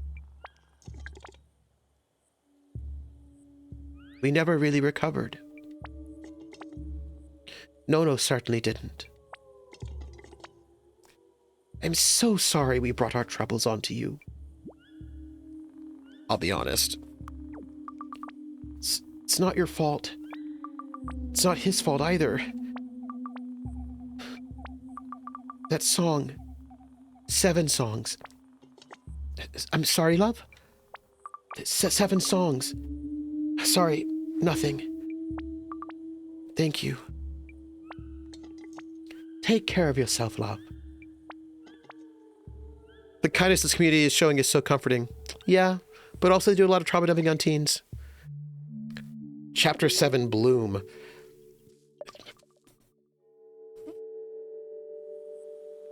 Hello, Crit. I need to go inside here. A lot of trauma dumping on teens. Thank you, 30.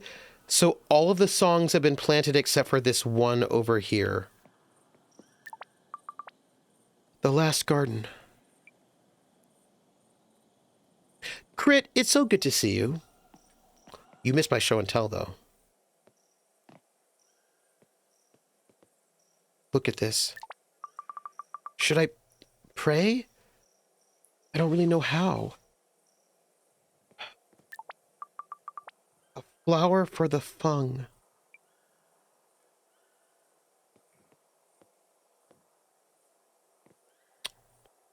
I did sometimes was at the works. You know what? I understand it.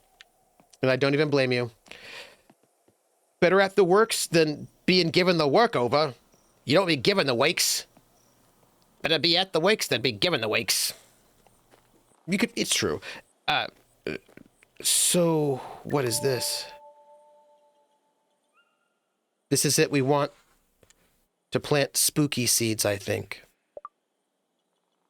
Let's see if we can do this. We're looking for spooky. I don't know if I have enough spooky things, but I do. Look, I've got some cold finger. Unless you get a pizza with the wakes. By the way, I have a pizza with like a hot honey, it's a pepperoni pizza with hot honey sauce. We're going to use all the spooky.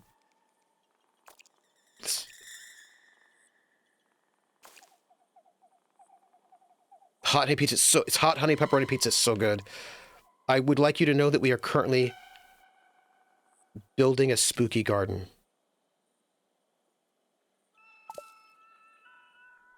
Oh, you're gonna take me? Oh, hey, I'm here for pizza.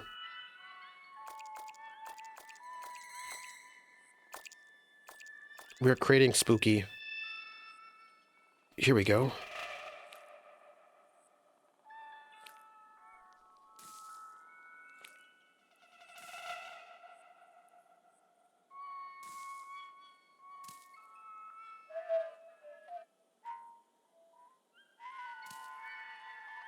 Oh, thank you, Jer, for posting things in the bunker. Thank you. We are making a spooky song. Crabtree. Oh my gosh.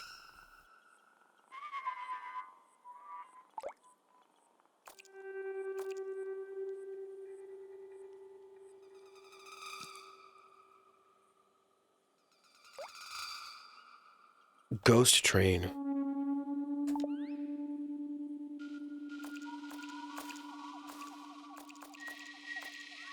We are currently building this.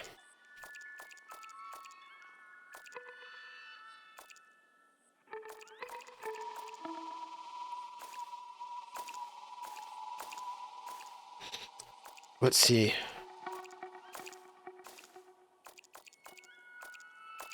It's a little intense and my controller's being funky on me.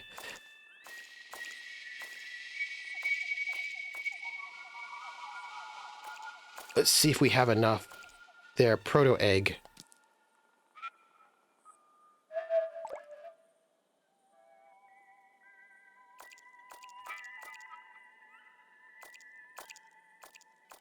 Do you think we can save... Okay, shaggy beard.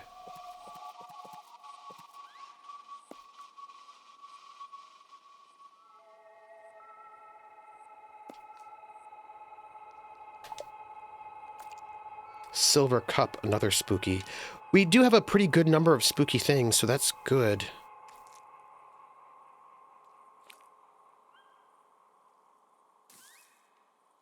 Let's put one more spooky thing there.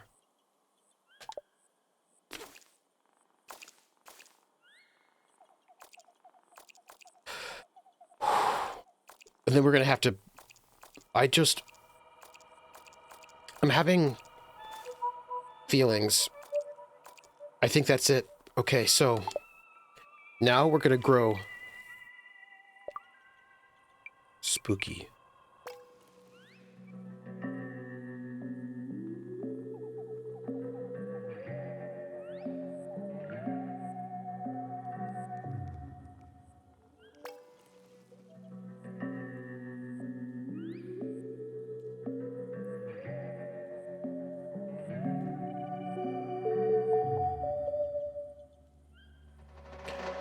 We composed the last song, everybody.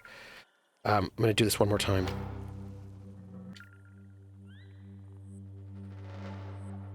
Oh, this is spooky.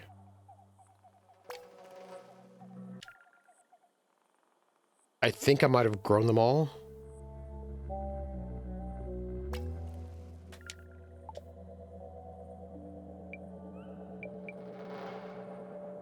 Let's listen.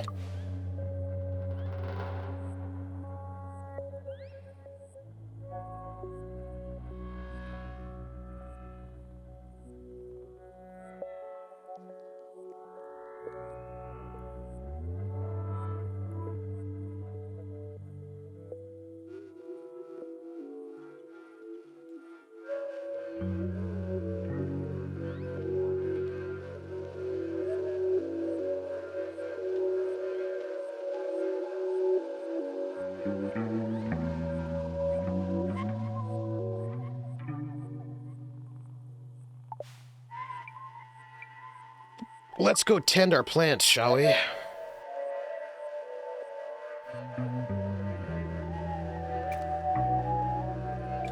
We're gonna harvest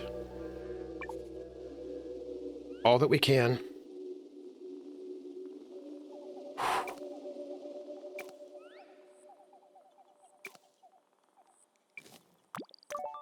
I don't know how you're feeling. I'm feeling spooky ooky.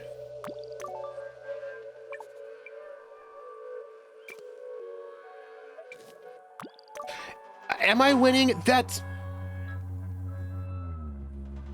is a question. I don't know if I'm winning.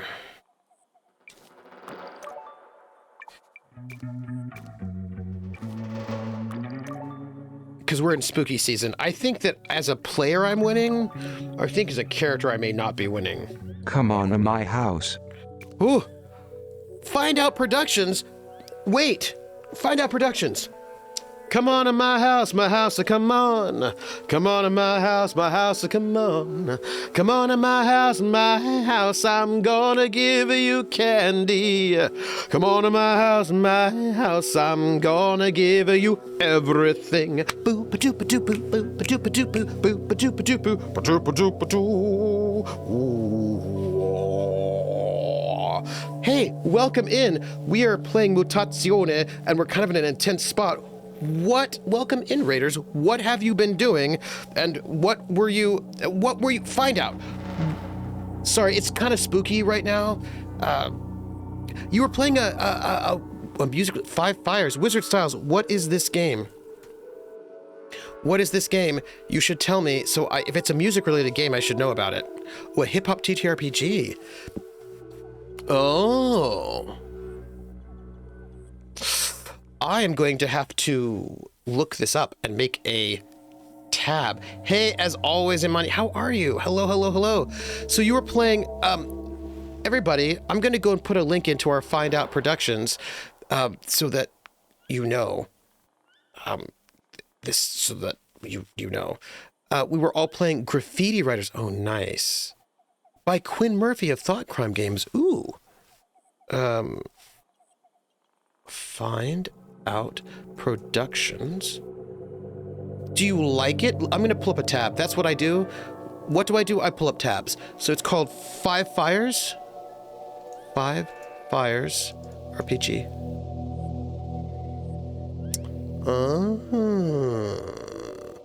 It's currently in an Ashcan edition, it looks like.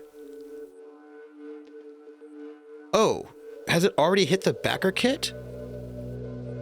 Well, I've just pulled up a tab so that I can look at it more because I like to pick up RPGs about music. That is a thing that I like. I love that. We just had our final session and went over our thoughts. It's out as an action, yeah. Okay, that's so cool. Backer is probably not happening soon. Quinn is updating on itch first. Okay. Oh, that's really cool. Thank you for letting me know about this. Oh, I'm so glad you raided in the midst of like a bunch of spookiness. Our grandfather's in a coma. Not in real life, but in this game. So, you know. Tell me who you were playing. Tell me how the game went. How does it play? Give me the pitch. Tell me more about it. Give me intel. I mean, you don't have to, but I would love to hear more intel.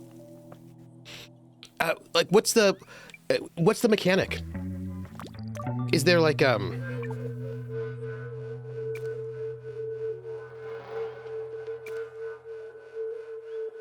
Sorry, we're in a creepy space right now. Just so you know. Like, what's the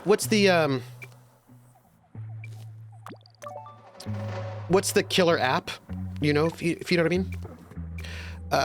Okay, I'm gonna lurk from here and go back to my everyday account. That is fine. Yeah. So like, what's the killer app? Like, what's its Is it a cool resolution mechanic? What's the story, Morning Glory, about this cool thing? Let's see. The main mechanic is a dice pool building. Oh, cool. Extra dice for more dangerous actions. Extra dice for putting your rep on the line. Extra dice for helping your neighborhood. Oh, that's cool. Okay. That's cool. I love seeing the names of people that I know. You can play an MC, a DJ, a breaker, or graffiti writer, and there are different procedures for each creating their art. Oh, I need to check this out. This sounds very good. I need to check this out. That sounds very cool. I personally love the way you build out the city. Oh, neat. How your actions affect the city as the game goes on. Oh, really? So there's like an interaction with the world kind of thing built into it. That sounds very cool. Oh. Well, that sounds cool. Color me intrigued. As always, Imani, color me intrigued. I just kickstarted, or I backed this game that's about like it's like a community building game. So I'm really interested in things like that. Yeah, Chris is like, this does seem your alley. It does seem up my alley. Ooh, I bet you could tell some very fun stories. Wizard Style says. And the game is mainly structured around beats, which are scenes centered on one character. Everyone gets 3 beats a session baseline, but if they get stressed out, they may lose one, and there's always a way to gain one. And yeah, city building. Okay, this seems very cool. And your art can change the community. Okay, this seems very cool. Okay, I will say this. I have I have put up a tab. A tab is open, so I'm feeling good about that because this sounds up my alley. I'm going to check it out. Okay, so we have done all of the songs. And hey, by the way, do you see the beam on top, like that sort of horizontal beam? Like my fingers pointing to it right now. Do you notice that the knots in the wood look like eyes? A lot of this world is got that thing where it looks like beings. Well, let's see. Yeah, you see the eyes, right? Okay, so. Okay. It's time to let. No, no, no, no, no! Got to find Yoké. Got to find Mori. Mori's by the temple. That song she sang by the temple. Remember the weird Birdman rhyme? It said something about 7 gardens. I've grown 6. I can't actually make things worse at this point. Maybe I should plant one more? That was the 7th garden song Mori sang. It's got to be the temple garden. That garden felt really weird, creepy. It's probably just my head, though.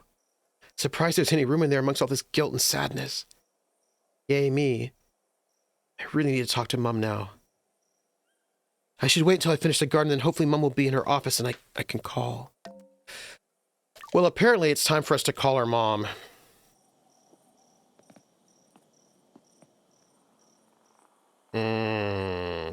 So I just want you to know that, like, there's so many little faces in this world. If I go up this way, if you notice... Oh, we're not there yet. Sorry. It's a walk. Oh, they're giving us sad music.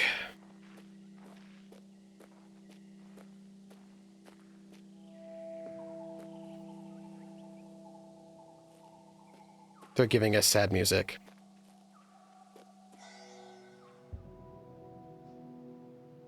We're going to talk to people. Isn't calling your mom a lot like talking to your advisor? Yes. Except that I don't think my mom's evil.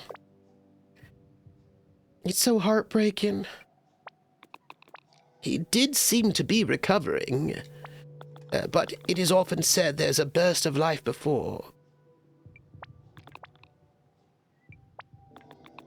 Out, out, brief candle, life's but a walking shadow, a poor player that struts and frets his hour upon the stage. And then is heard no more. It is a tale told by an idiot full of sound and fury, signifying nothing.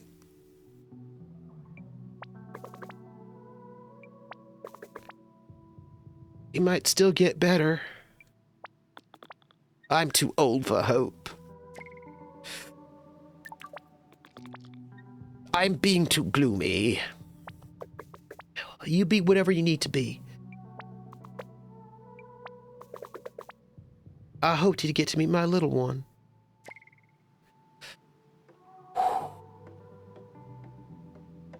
My friends, I have this pizza, but I feel like I need something different to eat after all of this. I feel like I need tuna casserole, and I don't have any. Oh, love. Mum told me. I feel so bad.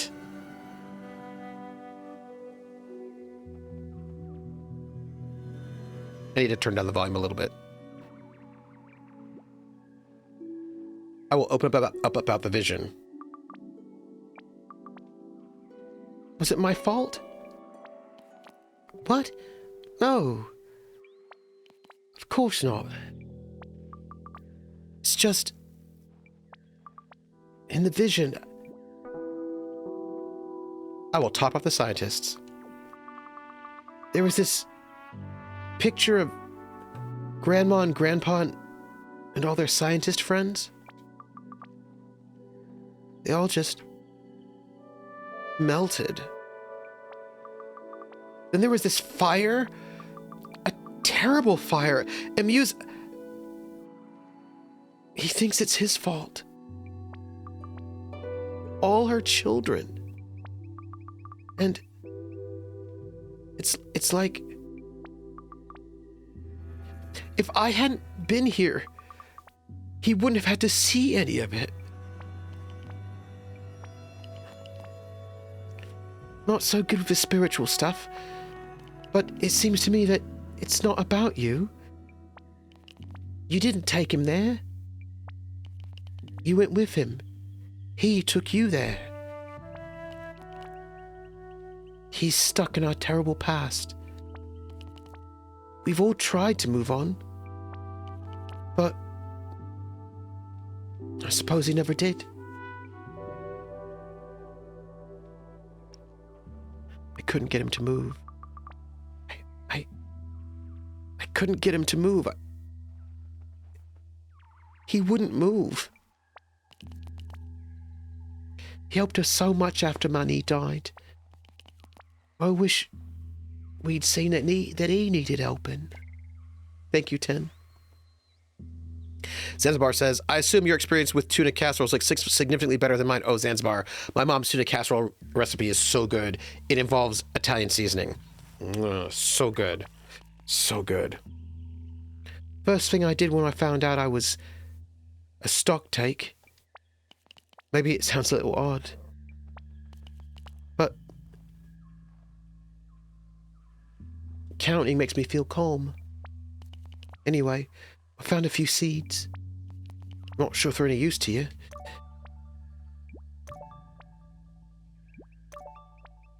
What I'm telling you is that Italian seasoning elevates that tuna casserole to something delicious.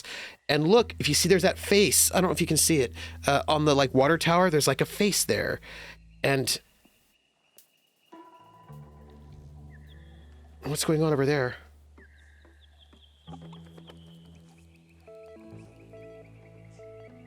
Yeah, it looks like a chicken. We're gonna talk to my mom, but I was just thinking back. This is a wonderful place most of the time, but we've had some hard times too. Nonno always seemed to think that it was his job to fix us. But it's not about broken or fixed. Manny always said it's about balance. We've been off kilter for a while now. We need to work harder, to talk more, I think. Zanzibar says, okay, good. Mine is an attempt at making it from one of those prepackaged sauce packets. Oh, no. Oh, no, Zanzibar. No, none of that. No. Don't do that.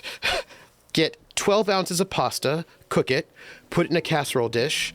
In that casserole dish, besides the 12 ounces of noodles, put in, I might get the ratios wrong, but I believe it's 2 cans. So you get condensed cream of mushroom soup. Put 2 cans of the cream of mushroom soup in, but only 1 can of water. Mix that in. And then you want a can of peas and carrots. Put that in. And then you want like 2 cups of cheddar cheese. Put that in. And then like a tablespoon or 2, a couple tablespoons of Italian seasoning. Put that in. And then mix it all up. Smooth it out. On top, here's the next point. Other people have other things. What I'm telling you is you put then Italian breadcrumbs over the top. The Italian breadcrumbs have got like a bit more bite to them, you know, a little garlicky, they've got a little, so put Italian breadcrumbs over the top. And then you can also, if you wanted to, you could put some Parmesan cheese on the top. And then I melt some butter, and then I put the butter over the top so the top will get nice and like crusty. Put it in the oven at 350 for 20 minutes. And then when it comes out, it will be, Italian breadcrumbs, and then some Parmesan, or if you have any leftover cheddar, put that on top. Butter, 20 minutes. It's really, really good. It makes me feel so good. It's just like the best thing ever. Stacy's making leftover ham casserole tonight. Oh. All right, I have to finish this conversation. Go on now. Go do what you need to. Well, apparently, not much more. We're gonna see what's happening down here. Oh, hey. There are fish down there. Life is happening. Hey, just you hold on now, buddy. Not strong enough. Not strong. Boop, beep. Hey, we can do this together. We can do it. It was my song. Sure, your song caught it. Yeah. Now we just gotta tire it out. Too big to haul it when it's like thrashing around like this. Come on, we got this. Just hold on. And then we got it, okay? Okay? Okay.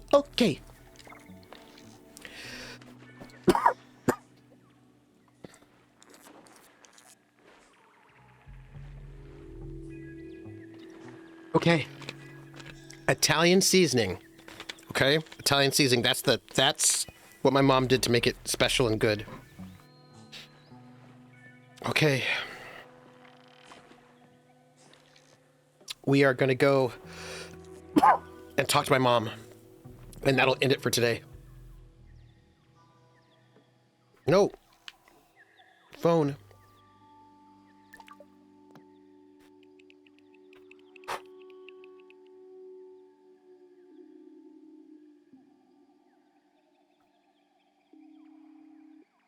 It's ringing. Hi.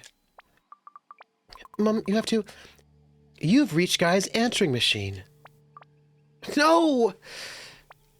I'm sorry I can't take your call right now. Please leave your message after the tone, and I'll get back to you as soon as I can. Beep. Mom, you have to come. You have to come right now. It's Grandpa.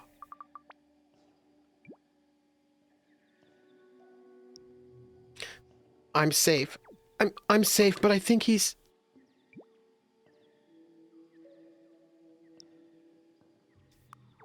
Everyone's acting like he's dying. I can't do this alone. I can't do this alone. Please? I'm so tired. I heard most of that, but how much tuna? Oh, so, Dervish, thank you, Dervish Pie. I forgot the tuna. Oh my gosh. Anyway, you've maybe fascinated by this game. It's a really good game. It's a really good. Okay, I forgot the tuna. So, I think classically, you would put in 2 cans of tuna, right? The 2 little, the regular cans of tuna, you'd put 2 in. I put 3 in so I can get a little bit more protein. But I think canonically it would be 2 cans of tuna. But I do 3. I find 4 is too much. It like overpowers the balance, but I find 3 is pretty good. I think classically you do 2 cans of tuna, but I find if you want a little bit more protein, I find 3 is pretty good. And with that, by the way, in case anybody cares, I can get 6 portions out of that, right? So all of that for me is about 6 portions of tuna casserole, and those are pretty good sized portions, you know? It's nice. Look, that's my mom's secret recipe, and I gift it all to you because it is something that has always made me really happy. Yeah, like the regular cans, you know, like the regular 5-ounce cans. They're 5 ounces, right? Not just the regular ones.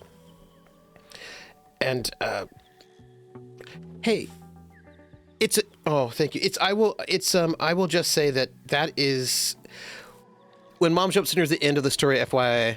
Yeah, no, it's true. I'm pretty sure we're getting near the very, very end of this story. You know what I thought about, actually? I think I need to go see Jella. No, not yet. 2-minute warning. Thank you, too. Thank you, too. This has been very emotional. Yeah. There are always a couple things that'll get me. This is one of them. Awesome. Thanks. I was in the middle of dinner. RB wanted to start cooking more. Oh, yeah. I need to make what I need to do, I need to make a split pea soup. I've got, but I have to do dishes before I make that split pea soup. But I've got some celery that I really need to cut up and put in there. So it's nice when the game lets you actually play, right? So my thought is that basically I cannot start the game until I'm about ready to play because I think there's a memory leak, unless they fixed it. I couldn't work out what to do. By the way, I think we're really close into the game. So I thought the best thing was to keep out of the way.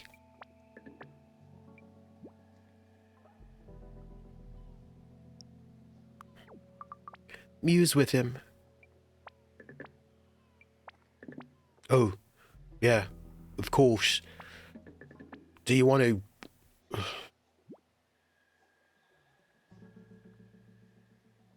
I don't know what I want. Well, tell me if you think there's anything I could do. I think you should hang out, sorry. Want to be better at this stuff. But I don't know how. Everybody's in a space, aren't they?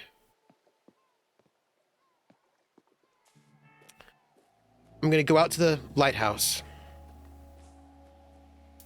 and see what's out happening at the lighthouse. And then what I'm gonna do, I suspect that I need to go down where my Jello friend is. And I think we'll probably do that next session. Because I bet we only have 1 or 2 sessions left of this, and then we'll have to do Long Dark.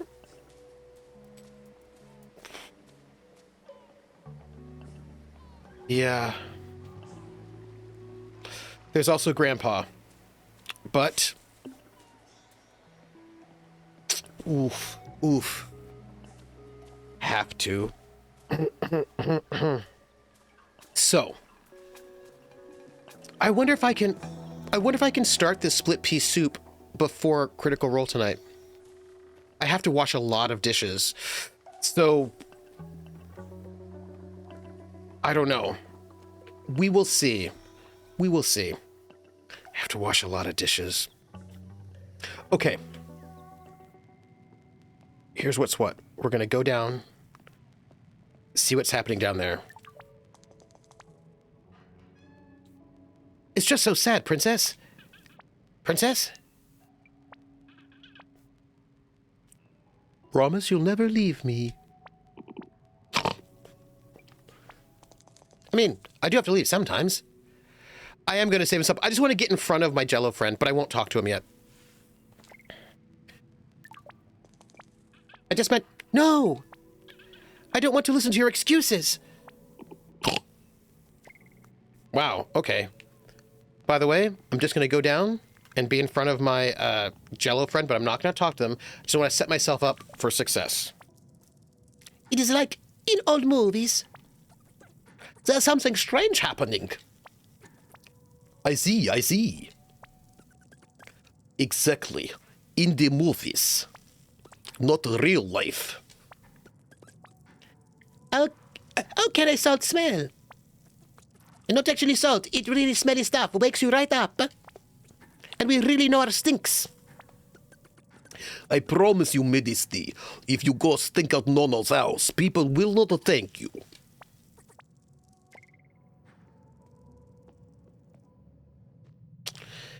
This is where we're going to stop. I want to just get in front of my Jello friend, but I'm not going to talk to my Jello friend. That's it. See? I can talk to my Jello friend, but I will not. So it says... I should wait until I finish the garden, then finally call Mum. Not there, so tired. I just realized I haven't slept for like 2 days, completely wrecked. I guess when I wake up, something will have happened with the gardens. I feel like you all know what that means, everybody. What that means is that we have to go to sleep. And when we come back, it will... I think we might be done with this game next week, is what I'm thinking. Thank you, Copper Glitched. Thank you, everybody. This was surprisingly emotional. Wow. Thank you. It has been a time. I'm really, wow. I think, I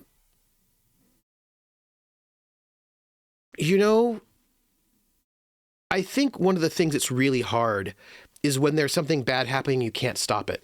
You know what I mean? When you have to be a witness of something that's terrible, but you are not empowered to stop it. So you just have to watch. That's really bad, you know? But this is about guilt and not letting go and blaming yourself. It's about, yeah, it's about being selfish in some ways, right? Looking out for yourself and looking out for yourself in different ways. Like either you care about others so as not to care about yourself, which is ultimately pretty selfish, or you only care about yourself and not about others, and that kind of balance, right? That balance being off. There's a reason why I think this game won the Independent Game Festival's award for excellence in audio. I think it was also nominated for narrative. This is a very good game. But you know what, though?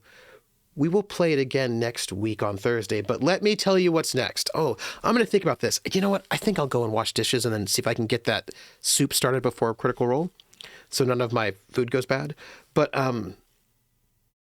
I will be here for Critical Role in a half hour. So if you want to watch Critical Role, but also you want to chat with somebody who's not like a massive amount of people, come to our Discord. We watch it together when we chat.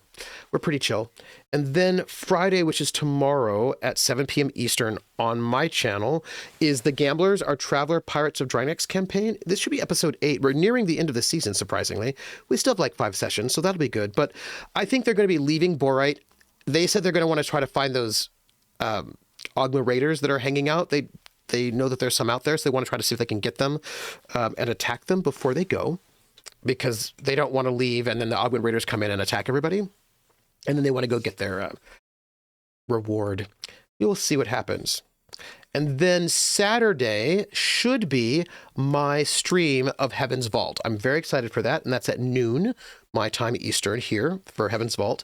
And then Sunday night, after my offline Call of Cthulhu game, at 8 p.m. Eastern, over at Other Doc's channel. This is my magic wand, by the way.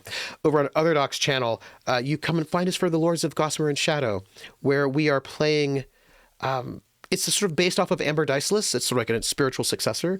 And a bunch of us are all different sorts of interesting people.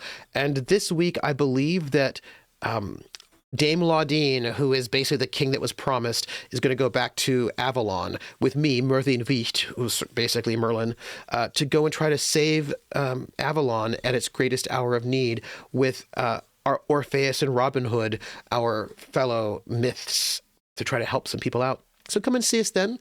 And after that will be Wednesday at 2:30 p.m. Eastern over on Laugh Love Lindy's channel for Nightmare at Westerbuch. But I will not be there that week because it's the tax collectors week, but I will certainly be there in chat to watch to see what those tax collectors are up to.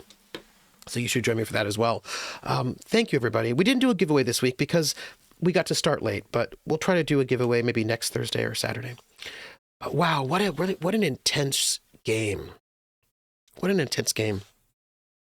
Yeah, this season is super flying by. It's wild. The only way to chat with a mass of people for CR is by being a Beacon member anyway, so come by if you want to chat at all. That's true. Come and hang out with us. And I will tell you, I have to get through the next 2 weeks, right? Because I've got to get through tax season. I've got to get my taxes together, and I've got to give this talk. I've got 2 talks I'm giving. These next 2 weeks are going to be super, super intense. But I will tell you this. I have an after-action report to give you. I'm probably going to have to just roll up the after-action report to be this last season and this season together. Well, we'll see. But I've got some stuff to do, including I want to talk about the end of the year. I've got things to do, but I may have to wait until after the semester is done. We shall see, because the next week and a half will be pretty intense. But I've got things to share with you all, and I'm really excited about turning my attention towards preparing for the AD&D 1 edition little mini campaign for the summer. So there'll be a lot of good things happening. And I want to thank you all for being so wonderful and kind. And take care of yourselves. And I'm going to go wash dishes so that maybe I can make some split pea soup, because who does not love split pea soup? Delicious. Bye all. Take care of yourselves, and I will catch you on the flip side. Bye, everybody.